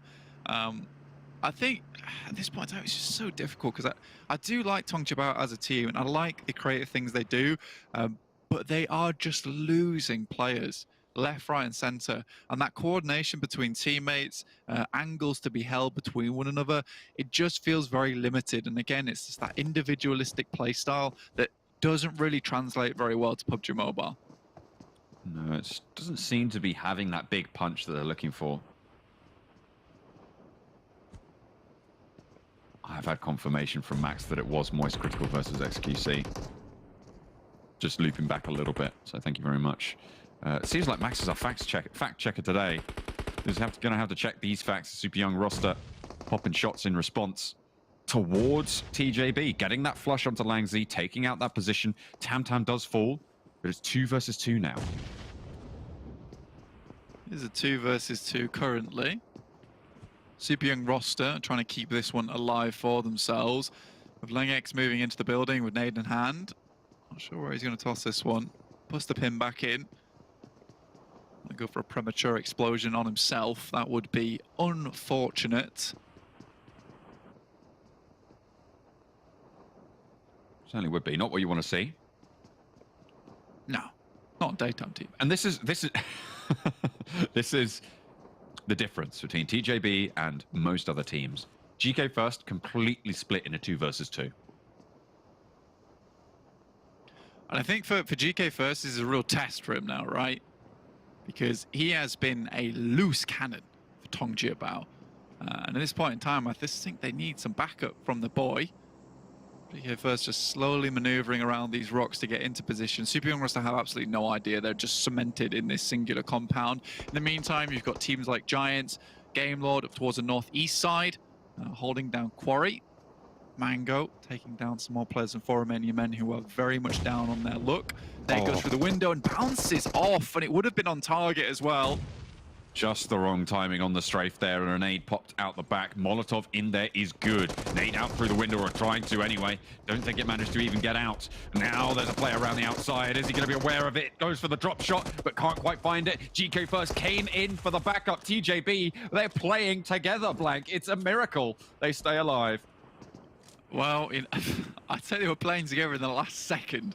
and GK First really had to get something going for his teammate. I think he threw a nice nade through the window there to support, but I think it's more one of those cases of it was necessary, a necessary moment to be taken. I do think that Tong Bao just had such a strong position on this southwest coast. It's almost been squandered now by the sloppy fights they've been taking. I don't know. Again, I think all will be revealed in finals, and I'm so excited to get to finals to see exactly how all these teams will play. But right now, I'm still not having that vote of confidence coming through from Tong Bao. Losing those kind of fights is not good. XTEAM, though, we mentioned this earlier on about holding that southeast crossing, and looks like it's come to bear here, John. Yeah, they are going to be able to get some good shots onto FTY, but they do let them through for the most part, right? They do allow 3 players from FTY to get through on that cross, which probably not ideal. Game Lord got across a little bit further north, and now they're in direct conflict. Kashi gets the better end of the deal against the FTY push. And so FTY are down to 2. Game Lord make that crossing in the middle. They use that smaller bridge down the middle that really isn't used too much outside of a lot earlier of rotation. SWAT 69 taken down finally.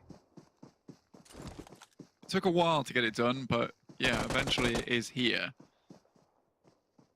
Looking at this one, though, Kelly Boy going down. I just want to quickly touch back in, considering, and I don't want to curse them here, but considering Team Doom's currently at 5 eliminations already, and 4 Romanian boys have been kind of down on their luck, 115 points. I'm not saying it's possible. Not saying it's possible, but currently Team Doom's at 39 points after that previous chicken dinner. There is still 1 extra game to go today, as we will round things off. But, you know, they can get 40 points in the next 2 games, and 4 Romanian boys don't get anything. There might be a chase. There might be a chase. Yeah, let's wait for it, though. That's true. That's true. I think the boundary that I'm looking at is if they can get to a 50-point margin between the teams. That's when I'm like, all right, if it's 40 points, that's when I'm like, ooh. 30 points, and I'm like, And then anything beyond that, I don't think I can make that sort of noise live on air. Clear Visions taking a 1-versus-1 knock right now on the assault against Team Doom. Sanhok making his way up, but just gets sprayed down by Frosty. A little bit late maybe on that spray, but Clear Vision's forwards position getting completely compromised here. Not really going to be able to go for these reses. Frosty spraying out into the smoke. Yeah, Team Doom is extremely happy here on the northern side. They can control this, then they can control down towards the south. Nice shots from Zero here. Will open things up, and with Hamodi still out in the blue. Zero has to react to that, though, and that is a dangerous push and a dangerous game he's playing. It's very unlikely that he won't get knocked and flushed here. Oh, somehow. Gets all the way back. Clear Visions don't capitalize and get that flush off. Maybe try to bait a Team Doom player out wide and behind the wall. The team goes down. Team Doom stay alive. 9 eliminations now, Blank. Yeah. Yeah, it's a massive game, and I think the most important thing to take away from this is that they still have 4 players with 9 eliminations. That gives them a really good bracket to play around with. Eastern Stars have located them, though, but they've already deployed the smokes. So the smoke screen is down. Unfortunately, with the Sogo heading all the way down to the south, there is a little bit of an awkward push ahead of them. They want to head through the eastern side and swing down. They will have to swing down past Game Law, which is the difficulty. Keme gets bunted away by this grenade. One of those 14 trillion, however many timelines, does start like this, Blank, with 4 Romanian boys going down early. They have one more player, Poco. Is this the Dumamu? The Dumamu effect? Dumamu, I've come to bargain. Yeah. I like it. I really like that. That was very, I greatly enjoyed that. Yeah, okay. Well, we'll see what happens. I mean, they will have to continue bargaining for the time being, because being on this northern side, starting to get enveloped by the blue, Team Doom will have to move. And instead of going for that eastern rotation, they're going to go straight down, which means they will come into contact with 4 Romanian Men and Eastern Stars. So it won't be easy for Team Doom. And realistically here, they need a high placing. Even with these eliminations, it is not good enough just yet. Not quite. Shot's not quite connecting. A little tickle on the elbow but we'll be all right. Uh-oh. Zero meets the bumper. Zero meets the gun. Finds 2. 4 Romanian boys do go down, and if Team Bloom can stymie their losses here, their survival is paramount for their Dumamu timeline. It's true. I think at this point in time for them, it's just a case of heading into the circle and heel stratting this one out. I think that would be the wisest decision to go for in this situation. With Mert, I think this is an extremely good idea from Mert, which is just to hold Eastern Stars in, because if they can do that, then it kind of supports the rest of their team over on this Eastern side. So I love this. Mert is basically sacrificing himself for the greater good. For the greater good indeed, and see what he can do from outside. Will get finally spotted, but the Eastern Stars have been slowed. It is just Octavian. I didn't quite catch how many first aids he had there. I wouldn't be too surprised to see the duo from Team Doom go a little bit further in as 4 Romanian men pick up Mert. Yeah, I'm unsure what Frosty's doing. You guys can't see it on your screen, but we can see it over on our map screen, is that Frosty's actually currently outside in the blue with Koa just hovering right on the side. So I'm a little bit unsure if they're starting the heel strat a little bit too early for my liking. Already down to 11 teams, but I don't think that's quite enough just yet. Game Lord, very close to Real Tigers 9 UK right now, but they haven't sent any nades of their own back in response. Akashi catches one in the catcher's mitt. Amichiu finally does go down, and a second to boot. The spray is coming in. Real Tigers 9 pushing over the top of the hill, though, is going to be very difficult to slow down. Victor in a 1 versus 2 finds the first. Needs to get away from the blue zone. The spray from Hardman not connecting, but finally able to get the job done. Victor falls, and Game Lord with it. Real Tigers 9 took some heavy hurt there. Koa Boy, in the meantime, sent it right down towards 4 Romanian men's compound, and Frosty still continues with his heal off, which I believe is a little bit too early on the pull there. So I'll have to see how far he can go. You know, depending on how many meds he has still in the pocket, he can go quite far. And already down to 7 teams remaining. This is extremely good for them. Eastern Stars next to fall. 4 Romanian men, Giants really on a lifeline too. 4 Romanian men with 1 player out the blue. Rana, maybe look at a heal. GK first, goes down the southwest. TJB, the heal strat gods themselves, going low. Koa does finally get eliminated, but still Frosty heals. 7 teams remain, and I think 3 of them could drop very quickly. Yeah, that is the scary thing. Big, though, on the most chaotic map, currently have 4 players, which to me is very, very strange. Rana starting to make his way back to the rest of his team, but 4 Romanian men currently remain as a duo within the circle itself. Hardman starts to make his way down. That's 4 Romanian men, one of their players hitting the deck. With Rana out in the blue, it's only Redox. Rana gets spotted. Redox is still in, trying to take on Real Tigers 9 right now. They need to be careful. 7 teams still remain, but at the end of this fight, it's going to be 1 less. 6 will make it, and 4 Romanian men will be one of those 6. Yeah, with only 1 player left up on the feet, and certainly they will have heard the shooting from that side. Top 4, I think a 4th place for Team Doom would be ideal, but Frosty still has to go here for a little bit longer. And right now, I think some of these teams are just going to hold on. With FTY, though, in a very awkward position behind these rocks, getting out is going to be extremely difficult. So teams could fall at the drop of a hat, John. And I think that is the difficulty. Frosty finally goes out in 6th place. Very, very unfortunate. And now back to the action. Still 11 eliminations and a 6th place is good news, with 4 Romanian boys going down early as well. This is the start that they needed, Blank, but it's just so late in the day that you have to question the ability of this to actually work out for them. Exactly. Basically, the only way that we do not count them out now is if this next game in Erangel is good. They need to get at least a top 5 with some eliminations, but so far on Erangel, they have struggled, and they have struggled a lot.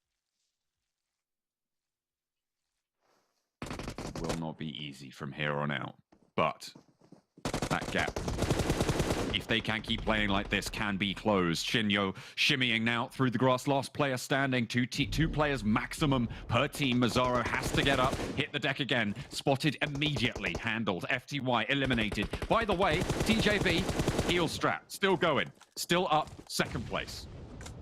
I mean, that's all there is to it, with Giants now looking to confirm they're at first place here in this game. Still 8 first aid kits for Lengex as he starts to shimmy his way forward. It looks like he's just going to get to a window here. And I mean, we have seen some dangerous situations where Tungjibao has taken shots down towards teams final in the circle. It doesn't look like this is going to happen here. Again, Giants with their first place. This is good news for Giants. I mean, they've been slowly ramping up over the past couple of days. But for Team Doom, I know I said they struggle on Erangel, although they just came off a chicken dinner. I still do mean that. I think they have struggled so far. It's fantastic news. They do have that momentum coming off that other Erangel, though, to maybe get a little bit further. But the eliminations is really what's counting in this game on Sanhok. And sometimes that's all you can go for on Sanhok, just with the map being how it is. Can he see them? I feel like he's... I think he can. No. I think he's got some I don't think he's vision getting both, though. No way. He's going for the spray, though. What's he going to find? No damage, and back into the hut. Back into the hut with you. And that's it. Take that door out before he goes. Just wanton criminality there, wanton recklessness. But Giants take down the chicken dinner here. On that ramp, as you said, we needed more from them, and they will start to provide. Team Doom with a high elimination game, finishing 6th place. It's a good break in that sort of push towards that for Romanian Boys benchmark, but it is not enough on its own. It is just not enough to keep going. Giants Gaming, though, this is good news for them. $1,000 extra. Exactly. You'll take $1,000 any day of the week, right? I know I would. I think this is very, very well done for Giants themselves to be able to pick up that money on the day, which is really what a lot of these teams are now playing for, is that cash bucket at the end of things. We're going to take a look at some quick stats before we head back over to the desk. From Giants, only 643 damage with 1,033 healing damage received. So very, very passive game here, but sometimes that's what you have to do if you want to take that first place.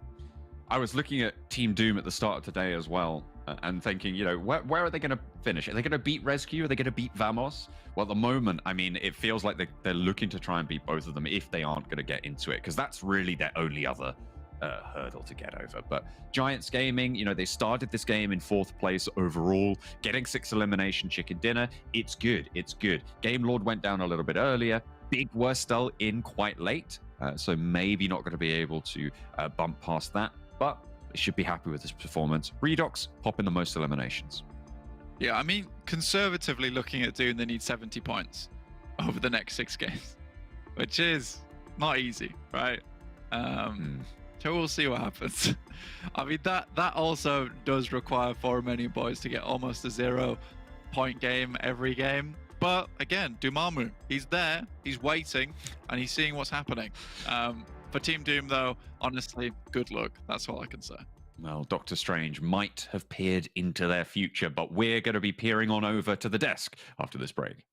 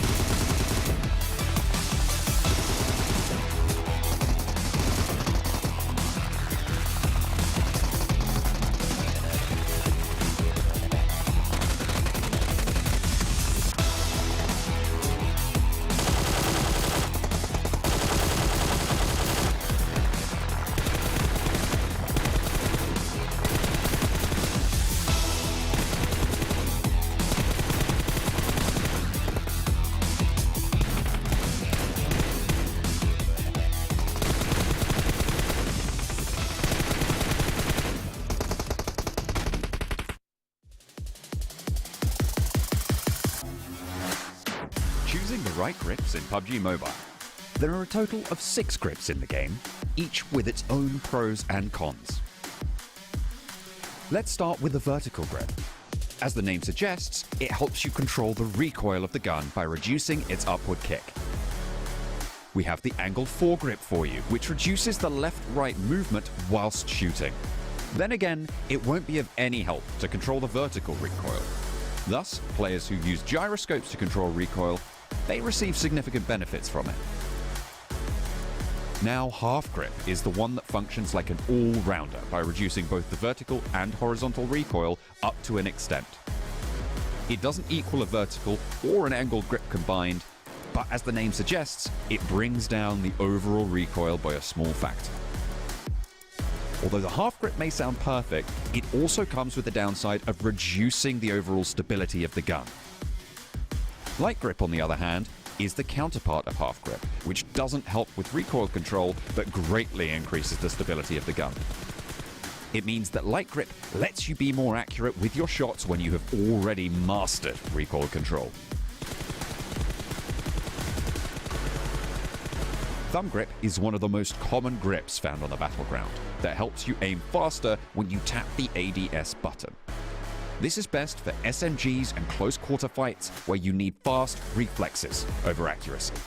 The grip also reduces the recoil and increases the stability slightly. The last one in today's lesson is the laser grip, which is only helpful for hip firefights. This grip reduces the bullet spread while you move and shoot using the crosshair. It serves as a great attachment for secondary weapons like SMGs when you need to clutch fights in close range. So, there's a variety of options here to support your playstyle. Pick yours carefully to outskill and outmaneuver your opponents every time.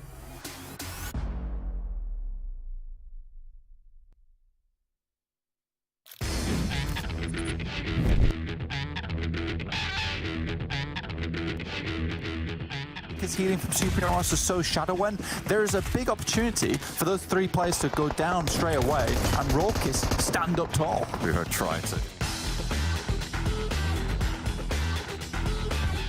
And then heal to 6th or 5th place.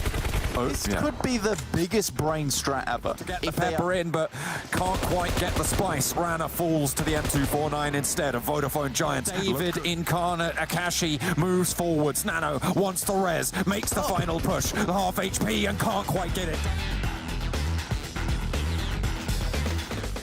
For Romanian Boys as they are moving on the other hill, and they're still super young roster. They need to move inside, and that's going to be definitely a problem when you have Vodafone Giants.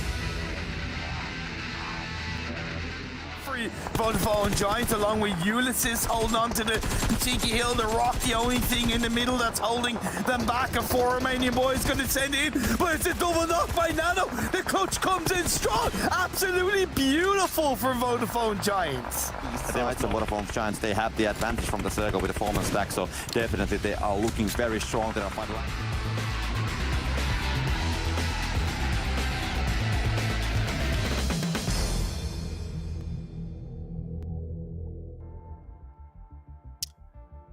Good time to learn a little bit about Giants. They take themselves a chicken dinner and, of course, get themselves some extra money in their pocket. I think more importantly, besides the money, though money is obviously very, very important, is some confidence back. I feel like it's been a long time since we've seen Giants really step up, and definitely a long time since we've seen Monster win. Maybe they had themselves a Monster Energy. Now, Max, since your original plan has been spoiled, have you come up with a backup plan to drink your Monster Energy, which is our official energy drink partner here at PMPL? I have, and we'll have to wait for next week. But it's there. Yeah. Now, who did you call on for help? Is the real question. My mum. There you go. I asked if she had it. She has the goods. So that's a bit weird way to say it. But yeah, she has what I'm going to be using to drink some monsters. Can I take a guess at the potential suffering of ruining the surprise? Okay, go for it. One of those little things that you put in the washing machine where you put the washer fluid into the washing machine with. No. I have no idea what that is. Like a ladle? It's not that. No, it's not that. There's like these... Like a ladle? A ladle? What? No! I mean, that's basically what a ladle is, right? You're using it to transport liquids. You can use many things to transport liquids. It doesn't mean they're all called ladles. It is not that. It's Are not all that, okay? rectangles squares and are all squares rectangles? Well, there's only one square here, Jason, and that's you. So can we continue on? What is going on? I don't need to be here anymore. Let's see match rankings. Let's see this last match here, because this is going to turn to a bloodbath here on air. 21 points for Giants. TJB, 12th place, 4 eliminations. That's like 4 more limbs than I normally come to expect out of them.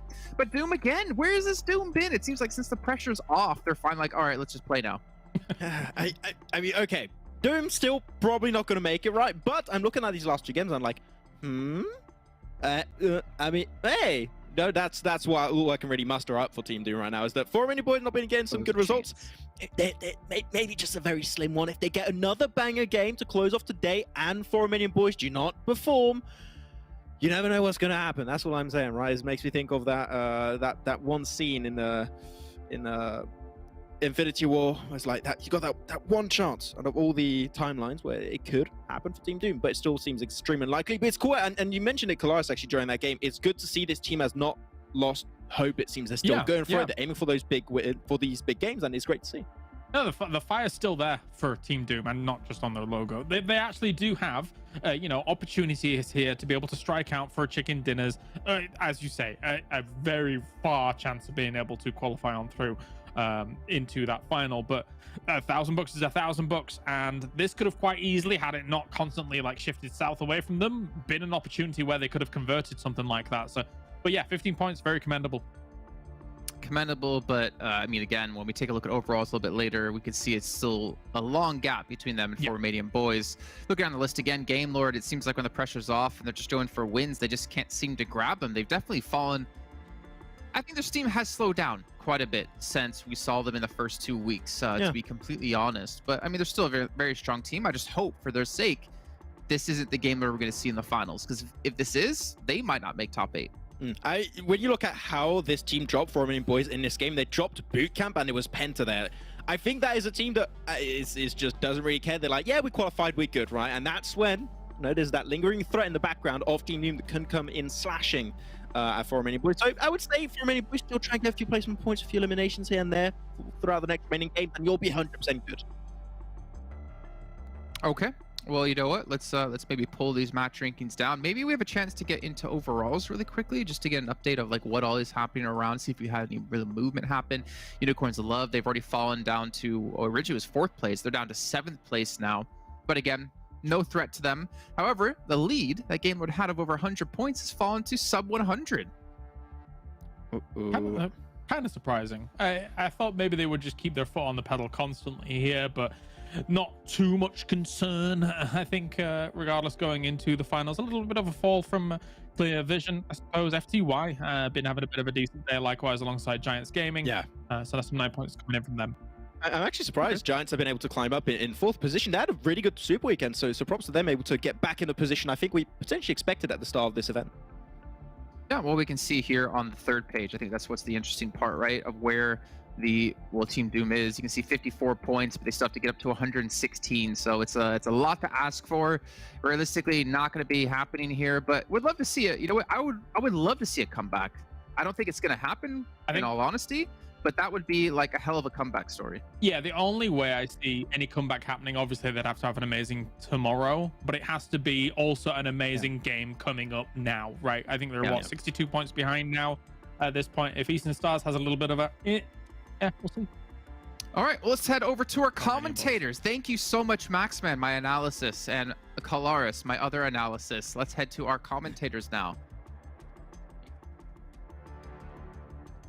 Hello. So the desk seem to think there's a little bit of a chance for Team Doom. I definitely see where they're coming from, and I appreciate their optimism, but I think we're a little bit on the harsher side, Blank. At least I am.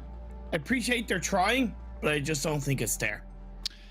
Maybe not. I don't know. I think at this point in time, with one more good game, if you can get yourself 10 elim game with a chicken dinner right now, that's what it takes. This is what it takes, is a 25 pointer. If we can get to a 25 pointer, then the chase is on tomorrow. Although it's going to be a difficult chase, that's for sure. Looking at this playing path though, very, very southern. And I think that, you know, Team Doom want to get up towards Rozhok, take up that position of Vamos and play from there. It does set them quite central, and I think it has favored them sometimes. Other times it's caused quite the traffic jam for themselves in this game, and I think that is the difficulty looking ahead for them. Again, it's really a major thing that we're looking at. I think it was 11 points at the start of today that they had. If only that first day had been pretty good, then we could have seen something so much more come out from these boys. Definitely feels bad, man, for what could have been, per se, from Team Doom. As far as I know, we've had mainly southern plane paths in today's Erangel games, at least. I know the previous Erangel game was very much around this area, as is this one, but not quite sure of game number 1. Hopefully there's learnings on board from the likes of Clear Vision. They lost a player at the start of the previous game, or the previous Erangel game against Team Giants. It seems like they're kind of aware of it now.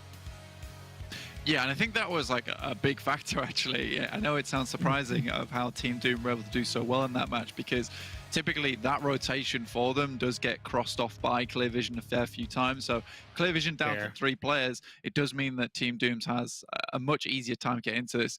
We do not want to get away from this circle. These guys have played this circle so many times at this point. So I think most people know exactly what they're doing, and realistically this plane path doesn't hurt as much anymore, just because of how the circle has shifted, right? A lot of teams are already in position to make this happen. I'm kind of a little bit bored of these circles. That might sound harsh, but in terms of they always seem to be in the southwest, and I'd love to see a bit of a differential in these Erangel games, or at least thread towards an urban finish. I'm ready for another urban finish. Let's say South George, Pichinki, even to an extent Primorsk, right? Ferry Pier. I definitely love to see those kind of finishes come through in this last game of the day. Absolutely, and more finishes that can be had is in the 2022 PMCO, which you can find the link for pinned in the chat. So make sure you join PMCO with your squad. That's over at esports.pubgmobile.com/PMCO. Join up with your friends, your family, whoever it needs to be, to get yourself that money on the line and the glory that comes with finding yourself first place or at the top of the rankings. That's what it's all about, guys, here at PUBG Mobile, is allowing anyone to join up and become a PUBG Mobile star, because if you have it in you, you have it in you. Make it happen. You also have it in you to watch PUBG Mobile in PMPL, earn rewards between the 15th and the 17th of April, which is next weekend, which happens to be the same dates as the PMPL EU West finals. All you have to do is open the game, go to the Esports Event Center, participate in the event to earn special items. You watch fantastic European PMPL action, you get free stuff at the same time. What more do you want? Do you want me to deliver some popcorn to you? I can't, but I could always ship some over to you. So you can. If I'm casting the game, I can't deliver popcorn and cast. But you're shipping it, so technically you are delivering. Okay, Give the people what they want, Imperium. Okay, they want popcorn. Okay. All right. And you will deliver. All right. Okay. So don't be giving me any of that. Okay, you found a loophole, okay? Jeez, you're not meant to expose me like that, Blank. I'm sorry. I know that you're hoarding popcorn in your house. I just can't help but let the people know. 4 Romanian boys down towards the southwest side of the map at the moment. Fairly safe, to be honest with you. Not a lot of teams going to be coming through this area. I think they will have to watch out for super young roster. This is a team that they might catch in their sights, again, with the high ground that Quarry provides them. You know, it could be pretty good for them coming up against super young roster. Again, I don't think the super young roster's a team that's going to just fall over, though. So they will have to be careful. Again, though, this is one of those positions that could afford them a top 8 placing, which is realistically what they need in this game, right? They don't want to go out with 0 points. That just gives more time for Team Doom to catch up. And I think that really is the opener. If 4 Romanian boys go down early, then, you know, you've got to pop off if you're Team Doom. I can see 4 Romanian boys playing for a more central circle position around, let's say, the compound to the south of Chopsticks. Maybe not so much in this phase, but the second phase to see kind of what direction it looks to be going in that regard. Because you're dead right, they will have looked at the overall standings and kind of gone, wait, okay, Dave, Loki caught up on us. Yeah, it is leaning on the danger side. So yeah, they do not want to go out with 0 points in this game. So maybe playing a little bit more of a passive central circle position will afford them of that. What of course is majorly different with this phase 1 compared to the previous Erangel game is that there's much less of a threat of military island being played. So I do expect more teams to converge around that quarry Gatka area of the map. Absolutely. I think right now for Romanian Men are just quaking in their own boots at the moment at the sound of the march coming through from Shockwave. You do not want to be caught in these guys' tactics for Romanian Men. They're almost like their kryptonite at this point in time, and they're favorably colored very, very, green on our screen at the moment. That. So yeah, this is good stuff. So I think for Romanian Men moving up towards that northwest side of the map, maybe a good idea here. Just stay out of the way of these guys. They'll also want to be careful of TJB. I know they are generally slow to rotate and they do play quite split. But I suppose one of the biggest benefits of a heavy split that TJB plays is that they're able to grab multiple angles of information. And if they're able to then grab those angles of information onto 4 Romanian Men players and blanket them from behind or around the Everest area, we could also see 4 Romanian Men go down to TJB. So again, their position is vicarious, but so far so good as they have a 3-1 split. Yeah, it'll do for the time being. Game blood obviously up towards S9. We don't have much to say about these guys, but Team Doom, this is just keeping on looting, make sure they're ready to go and move out. I think getting caught is the last thing they want.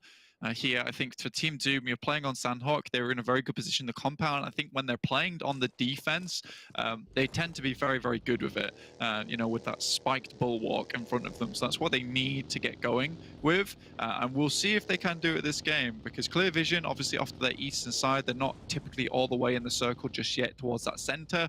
So this is another thing to watch out for. I think there are a lot of different variables on this northern side of the map that a lot of these teams have to worry about. Giants haven't really moved away from Pachinki just yet, and it looks like they're going to hold here for just a little bit longer with the troops from Tongjia, or at least the mercenaries, I should call them, again, because they're all just on their own, coming on in. Whoever pays them the most, they'll help out, even if it is their teammates. The bounty hunters. Pretty much, yeah. Yeah, there's this guy. I need him hunted down. Okay, I'm on a boss. And then they go in, sweep through. Sometimes they don't survive, but for the most part, they do tend to come out on top. One thing that Doom need to be aware of as well is Big coming in from the north, and a lot of teams I've noticed have kind of not been afraid to use Headshot Hills as a rotating spot to the north of Pachinki, past the likes of Giants, so Doom will want to be aware of that. Yeah, Real Tigers 9 coming through at the moment. They're going to move just underneath Everest. I think with so much of this zone in hand, you do have the compounds down towards the south side of Everest. I mean, where is Lin going?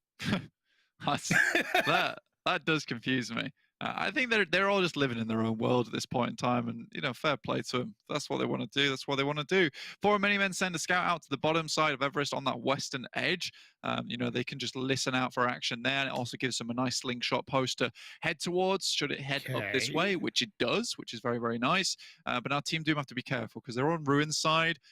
4 Romanian Boys equally coming in from the south. And they're going to be surrounded by teams. So they do have to be worried now.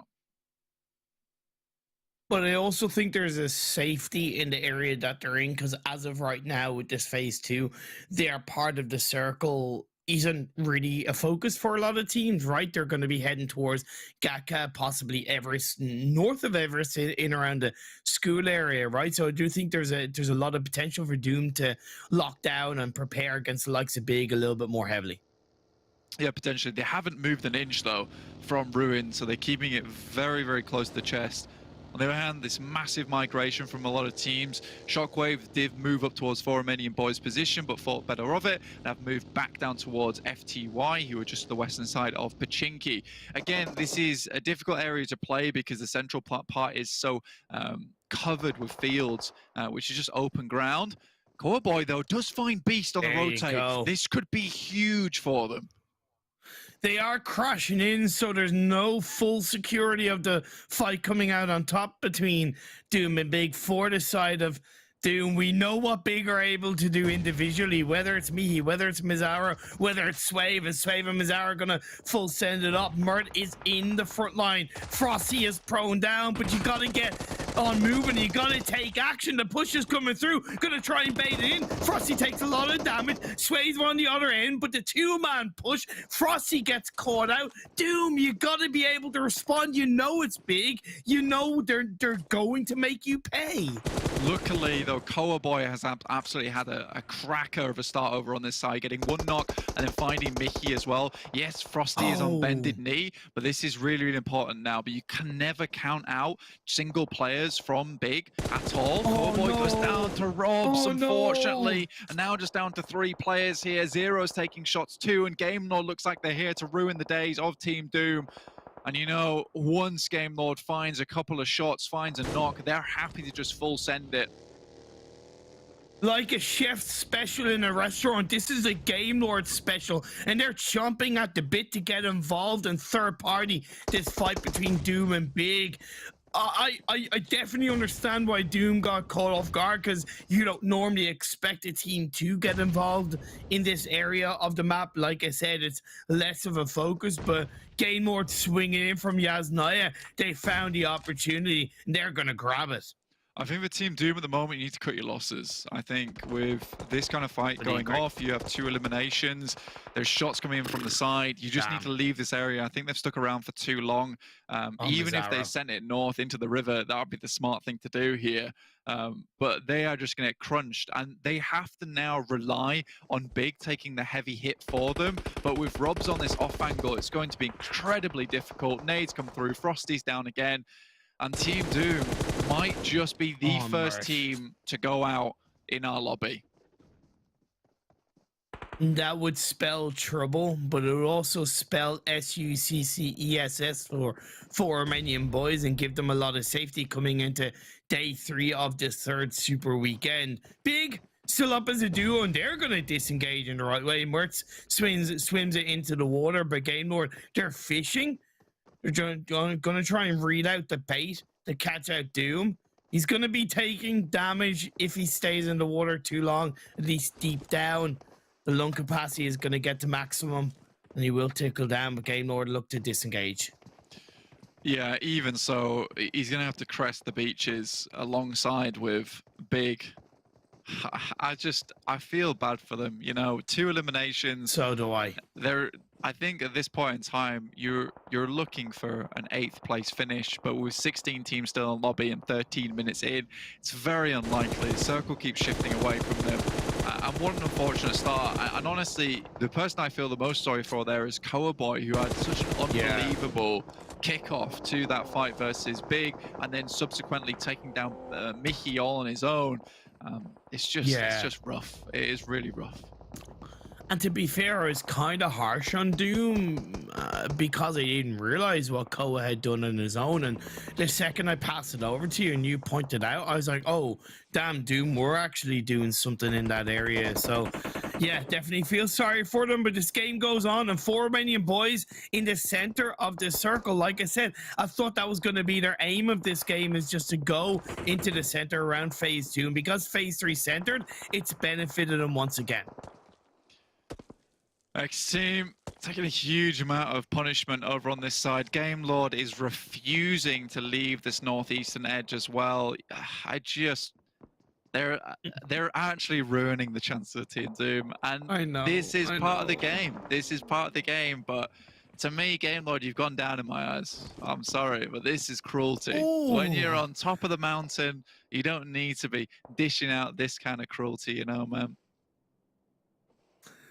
Look, it's a dog-eat-dog world, and that's the way the cookie crumbles sometimes. I definitely see where you're coming from, and I do have a little bit of kind of like oof and yikes, or whatever syllable you want to use to describe Game Lord. I'm definitely with you on that, but I also understand that they have nothing to lose. They're just having fun in this super weekend.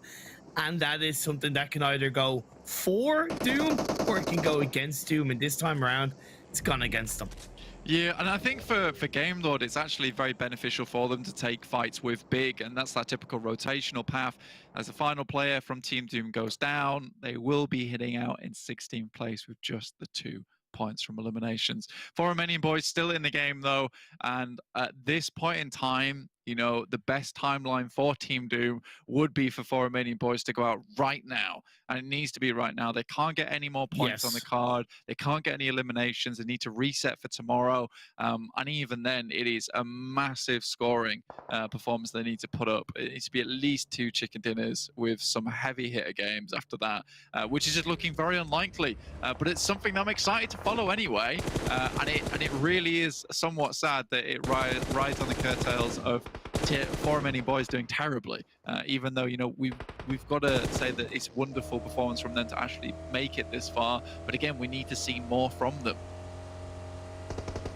We're gonna see more from FTYs. We're on their perspective, swinging through to the southern edge of the circle because of phase 4 shifting up north. There's a cluster of teams coming in from the southeast, so the opportunity is there for Romanian Boys to pick up a couple of elimination points. Giants are going to get crashed upon by FTY. A double knock comes through. The nade from Pocus. FTY, the crash just isn't really there in the right manner, and Giants are going to make them suffer with a little bit of help for Shockwave. You know, John mentioned this last game that Pocus just runs through with the DBS every single game, and I'm just noticing it myself now. So that guy loves that gun, and that's fair play to him. If he wants to get the shotgun out and be on shotgun duty, go for it. You start slugging, mate. Tongjibao, on the other hand, with their split, have been caught off by Eastern Stars once again. At least one of them went down to Langs from Athis. So Eastern Stars, they're split up just because of that over on this Everest edge. Again, this circle is just very cruel at the moment, with the western side being so flooded with fields. There is not a lot of places to play. Romanian Men have an extremely strong position over towards the fields where they can sit in this compound and just look out towards anyone who wants to make it through. But Giants having a killer game at the moment. Another couple of knocks over towards Swat 69.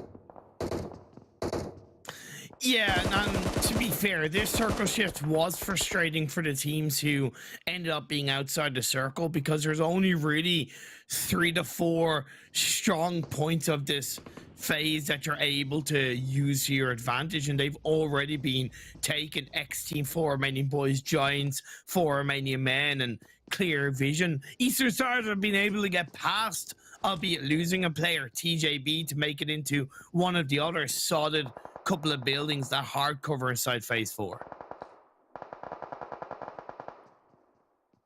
Tongjibao looking to find a little bit of place to call home on this northern edge. Still very, very much wary of the guys from Eastern Stars. Nice nades coming from a super young roster. Trying to finish the final players of Real Tigers 9. Michu's off in the back lines with the nades. Tries to toss one in, see if he gets it through the window. In the meantime, Langzi on all his lonesome, taking shots down towards the guys from Game Lords. There's a lot popping off on the map at the moment. It's 100% guaranteed to happen just with the way that this circle's set up. There's hardly any cover, and you're really grasping for it at this point in time. Yeah, Real Tiger 9 thought it would be a little bit of a cleaner entry point down in the southwest, but Super Young roster had that area locked down, and they're getting punished for Michu now, the final player up for Real Tigers 9. Next circle shifts up north, blank. It's great for Eastern Stars, great for Romanian Men.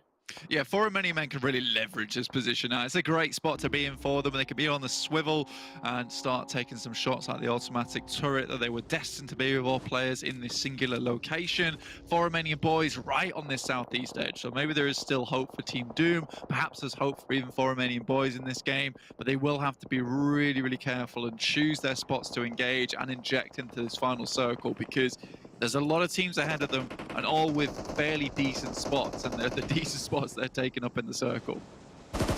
Giants are in a bit of a tricky position because they're pinched in between Shockwave and Romanian Boys, plus they're outside the circle. I don't exactly quite know how Shockwave were able to skip past Giants without getting punished, but props to them. They've been able to make that position succeed. They also have angles from Swat 69, so it is very difficult for all of these teams down on the southern side outside the circle.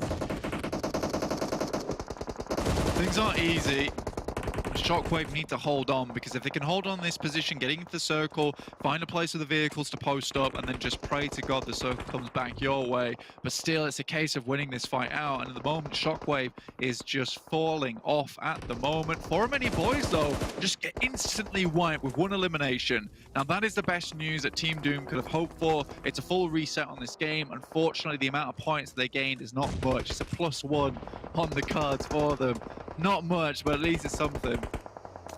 One is better than 0, and Doom will be thanking Giants for that one. But now Giants have their own journey ahead to make it into the edge of the circle. Real Tigers 9 are eliminated. We knew that was going to be inevitably happening. SWAT 69 close to XTEAM. XTEAM down to 2. Zombie and Syux. And nade in towards the smoke to try and whittle down the players of SWAT 69. Seiko, Shockwave is in front on the edge of the circle, the precipice. Salazar from behind takes down Syux.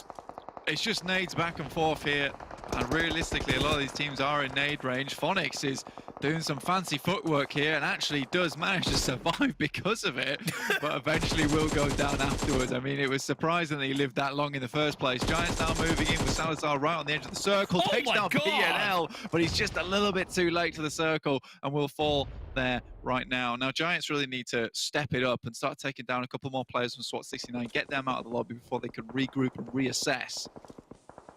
Great job by Salazar, and overall I think solid job by Giants. It was always going to be difficult making it into the southern edge of the circle, but they have succeeded. Unfortunately, with Pocus being eliminated and the circle shifting in their direction down south, Nano Baby is the last player alive, and that's going to be a little bit tougher to deal with, because look at 4 Romanian Men swinging around the radio tower.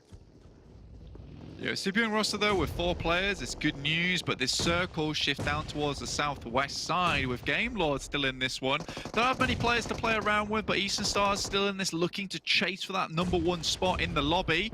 For Romanian Men, very, very close now to super young roster, and these nades will be extremely important. It's going to be hard to hit Sarah with a nade unless they time it perfectly. They're all going over the top. Oh, beautiful.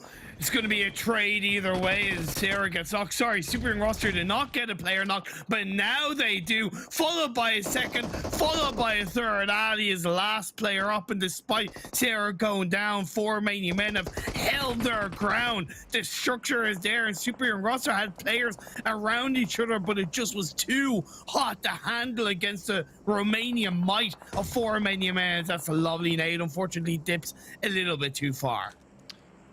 I think 4 Romanian Men are extremely concerned with third parties at the moment, but the fact that they've done so much damage to super young roster and allowed them to all get back up on their feet again just seems very odd to me. There are smokes over there, more shots come through, and I think that this nade has to come through now from 4 Romanian Men, but it looks like they're just trying to dip out of this location. Just so odd to me. I think 4 Romanian Men had the upper hand, and there's that nade that I wanted.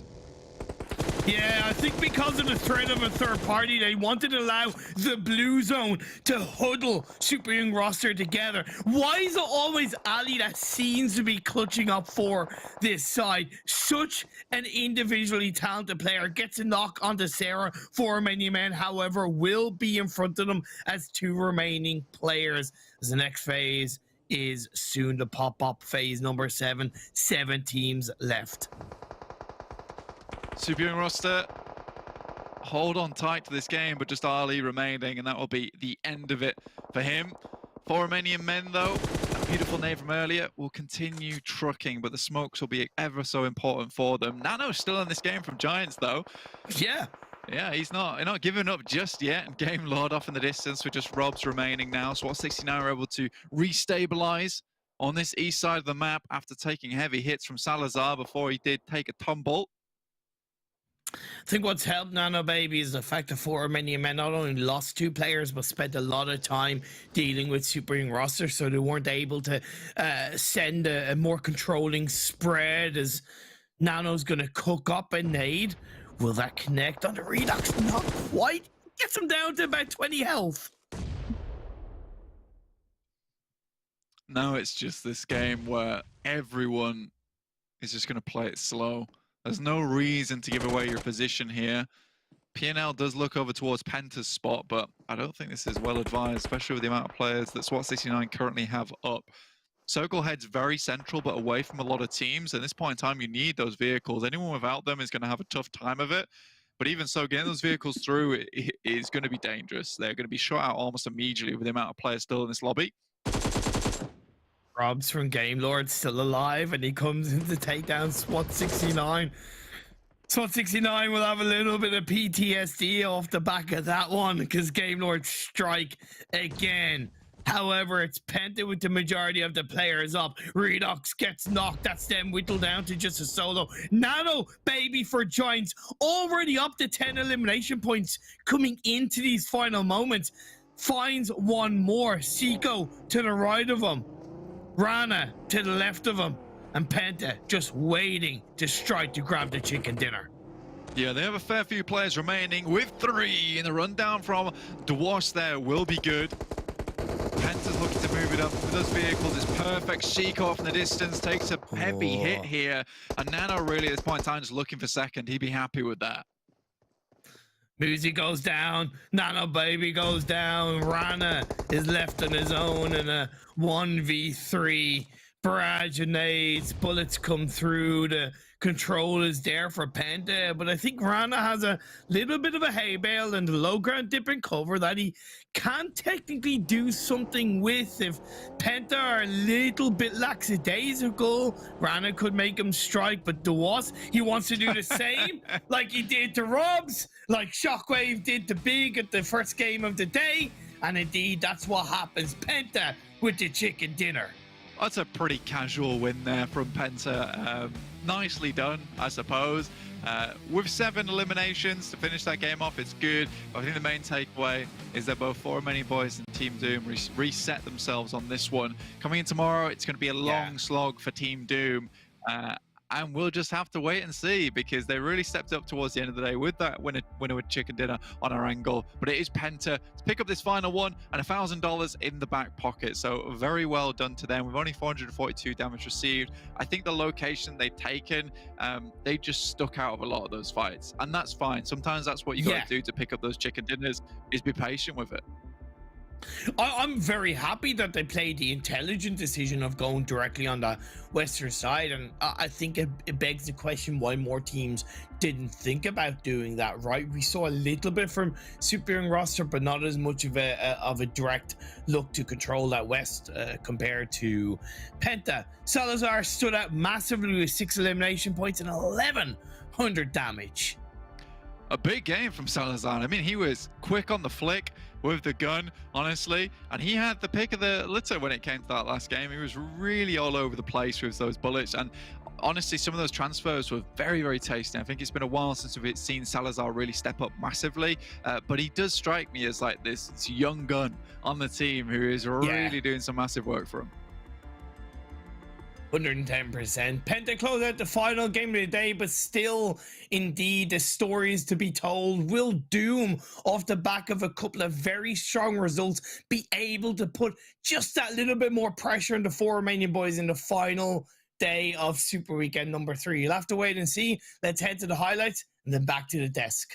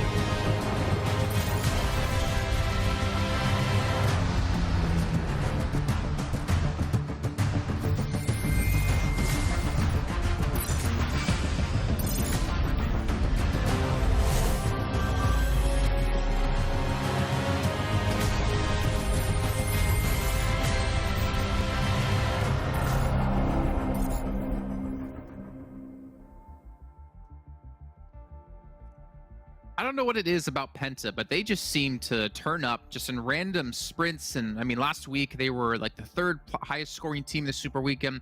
Again, they're having a fantastic performance in this Super Weekend. To be honest, after the first week of Super Weekend, I was like, all right, well, this team probably won't make it to the finals. This team probably won't make it into the regionals. But after these last 2 weeks of Super Weekend, I'm like, all right, I'm becoming a believer. They're starting to actually play some pretty damn good PUBG Mobile. Yeah, what was that? 163 points to go in Super Weekend 2, which is a really good average. Like, you're contesting with some of the top dogs like Eastern Stars, Team Big. They actually even outdone Team Big when it comes to their 2 Super Weekends. They actually outdone them in their second Super Weekend. So great from Penta. And yeah, it seemed like they just get these very nonchalant wins. I think they even didn't realize they got the win there. It's like, we just rolled over someone. Well, sorry. Guess it's a win. Cool. Thank you. Dinner? What? What happened?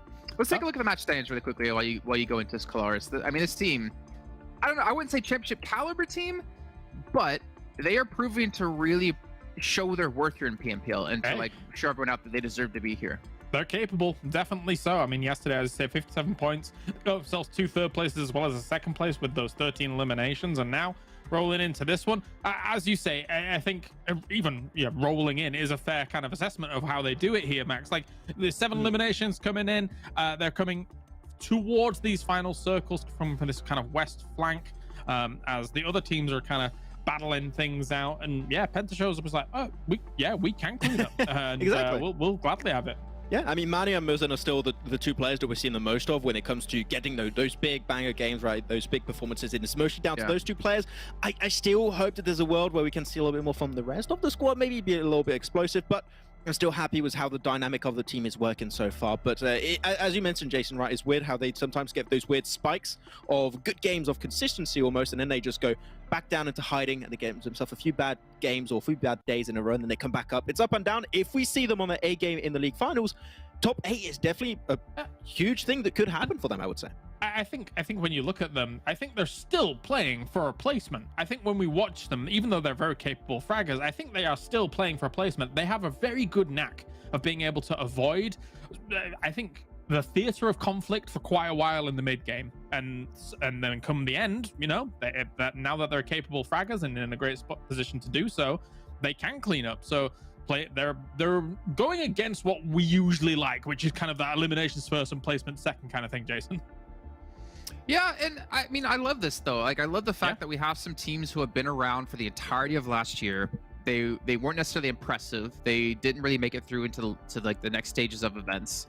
But now we see them come back into this year and they're like, all right, well, we've taken this time. We've like legitimately improved. We've worked on our weaknesses, and now we're a team that can finally push forward, right? I think it's really easy in PUBG Mobile. We see it a lot of teams. It's just, all right, well, this comp's not working. Like, this team set up. Let's just screw it. Let's just bring in other people, or let's just disband, right? But this team is kind of, I mean, obviously not in its current form, stuck around in that kind of sense, but at least they're showing some progress. At least, like, for instance, Halls, he's continuing that grind. He has some, playing some different players this time, and it seems like they found a sort of synergy that's working out for him. I feel like there's a lot of teams in not only PUBG Mobile esports, but many esports or even just real sports that you're going to have some teams that are maybe not going to work at the start, but you give it some time and you build that synergy, build that confidence, build that trust, and teams will get to a point where their roster actually works really well. And I think that Penta, we are seeing that type of evolution. They started off the tournament, it was very rough in that first Super Weekend, only 56 points out of those 15 games, right? And then they're just like, okay, we found something that suits us. And as you said, Kalaris, they're very focused on those placements. And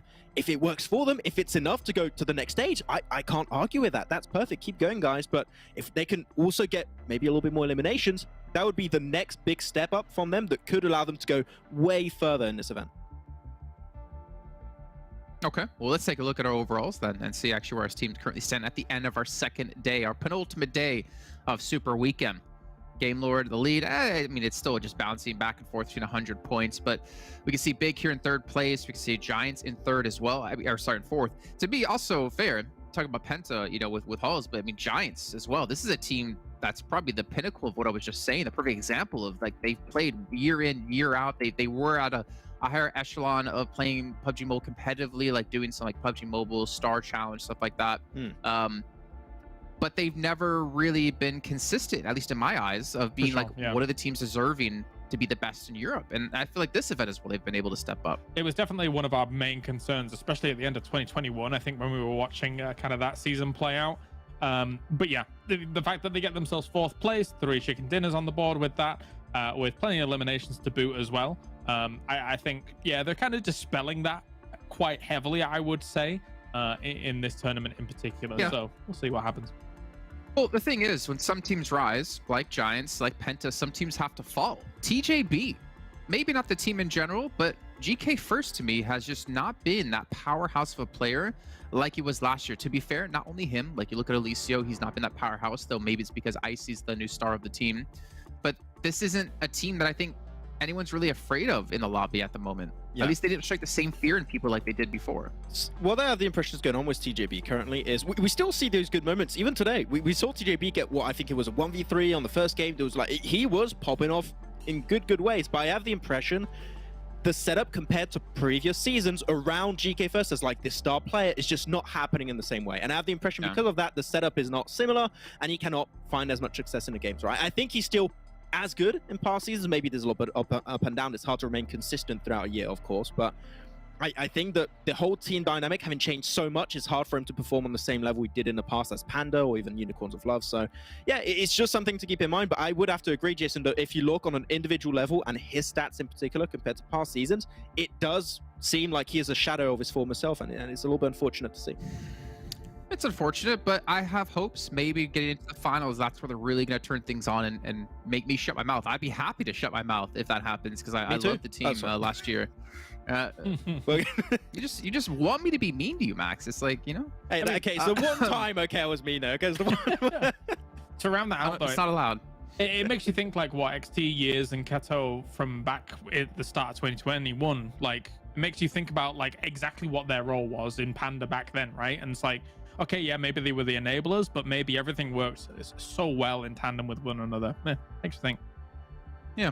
Well, let's take a look at the second page. You can see Unicorns of Love. Remember, they're not playing in the Super Weekend. They've fallen now down to 9th place. But again, it's not a big deal. It's not a worry. They're still going to be playing in our finals. Looking down further on the list, you can see Romanian Boys at 117.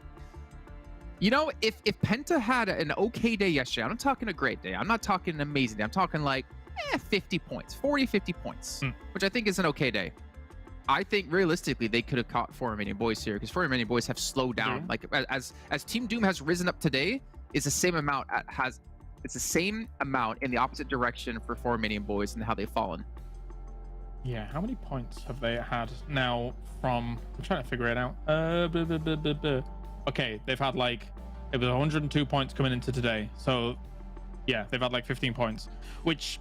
If Team Doom, yeah, as you say, if they just had that little bit of a extra oomph yesterday than the 11 pointer that they got, then this could be extremely reachable. Is it still?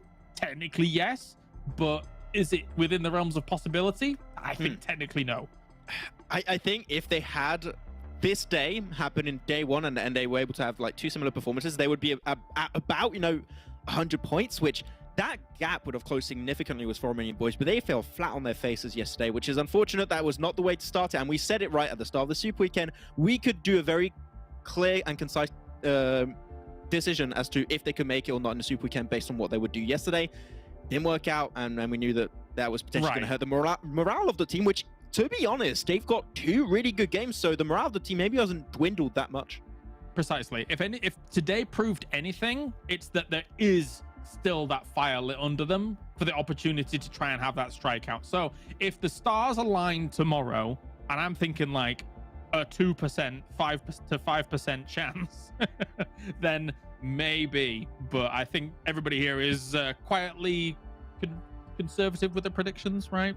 Yeah, I won't believe it till I see it. I won't believe it until they get themselves like a chicken dinner in match 1 or 2, and in the match they don't get a chicken dinner within those first 2, they put up some really good points. But I would love to see it. I'd love to see that comeback story, and that would be well deserving of a spot into the finals. And just imagine like the hype behind them if they can make it into the finals going into that. Like that could be a team that can be very formidable with that confidence they have within them. Speaking of confidence, one man here who does have a lot of confidence is how he's been able to drink Monster out of different things. We saw little test tubes on one day. We saw him drink it out of the can another day. Some drink it out of a vase as well. This man is willing to drink Monster out of anything because Monster Energy are our official partners here, energy drink partners of PMPL. And Max is slowly coming up with an idea for his next challenge. I have it. It's ready. Yeah, I don't know. What? I mean, I was quite excited for the first one, the first idea you had, and then Kalaris guessed it off air, like first try. Blank guessed it on air first try. It just kind of, it made me a little sad. But you know what? I respect the hustle. I respect the fact that you ordered something as well to be delivered for this little shtick. Well, that's a man. Jason, I have just purchased my finals container. Oh. Am I gonna have to actually go buy something? Because I was gonna just like bait Max. I thought we were baiting Max into doing this, and no, we show up with nothing. This is a thing. I like it. Crap. Okay. You're on. All right. Let's Well, go. I'm looking around my apartment right now. What I could drink a Monster Energy drink out of. I could think of some disgusting things, but we'll talk about that off air. Ladies and gentlemen, that's going to round out our second day of our third and final Super Weekend. We still have 1 day left to go, and we're going to find out tomorrow if Doom can somehow make a big comeback, or if they're unfortunately going to be watching the finals from home. We'll see you tomorrow.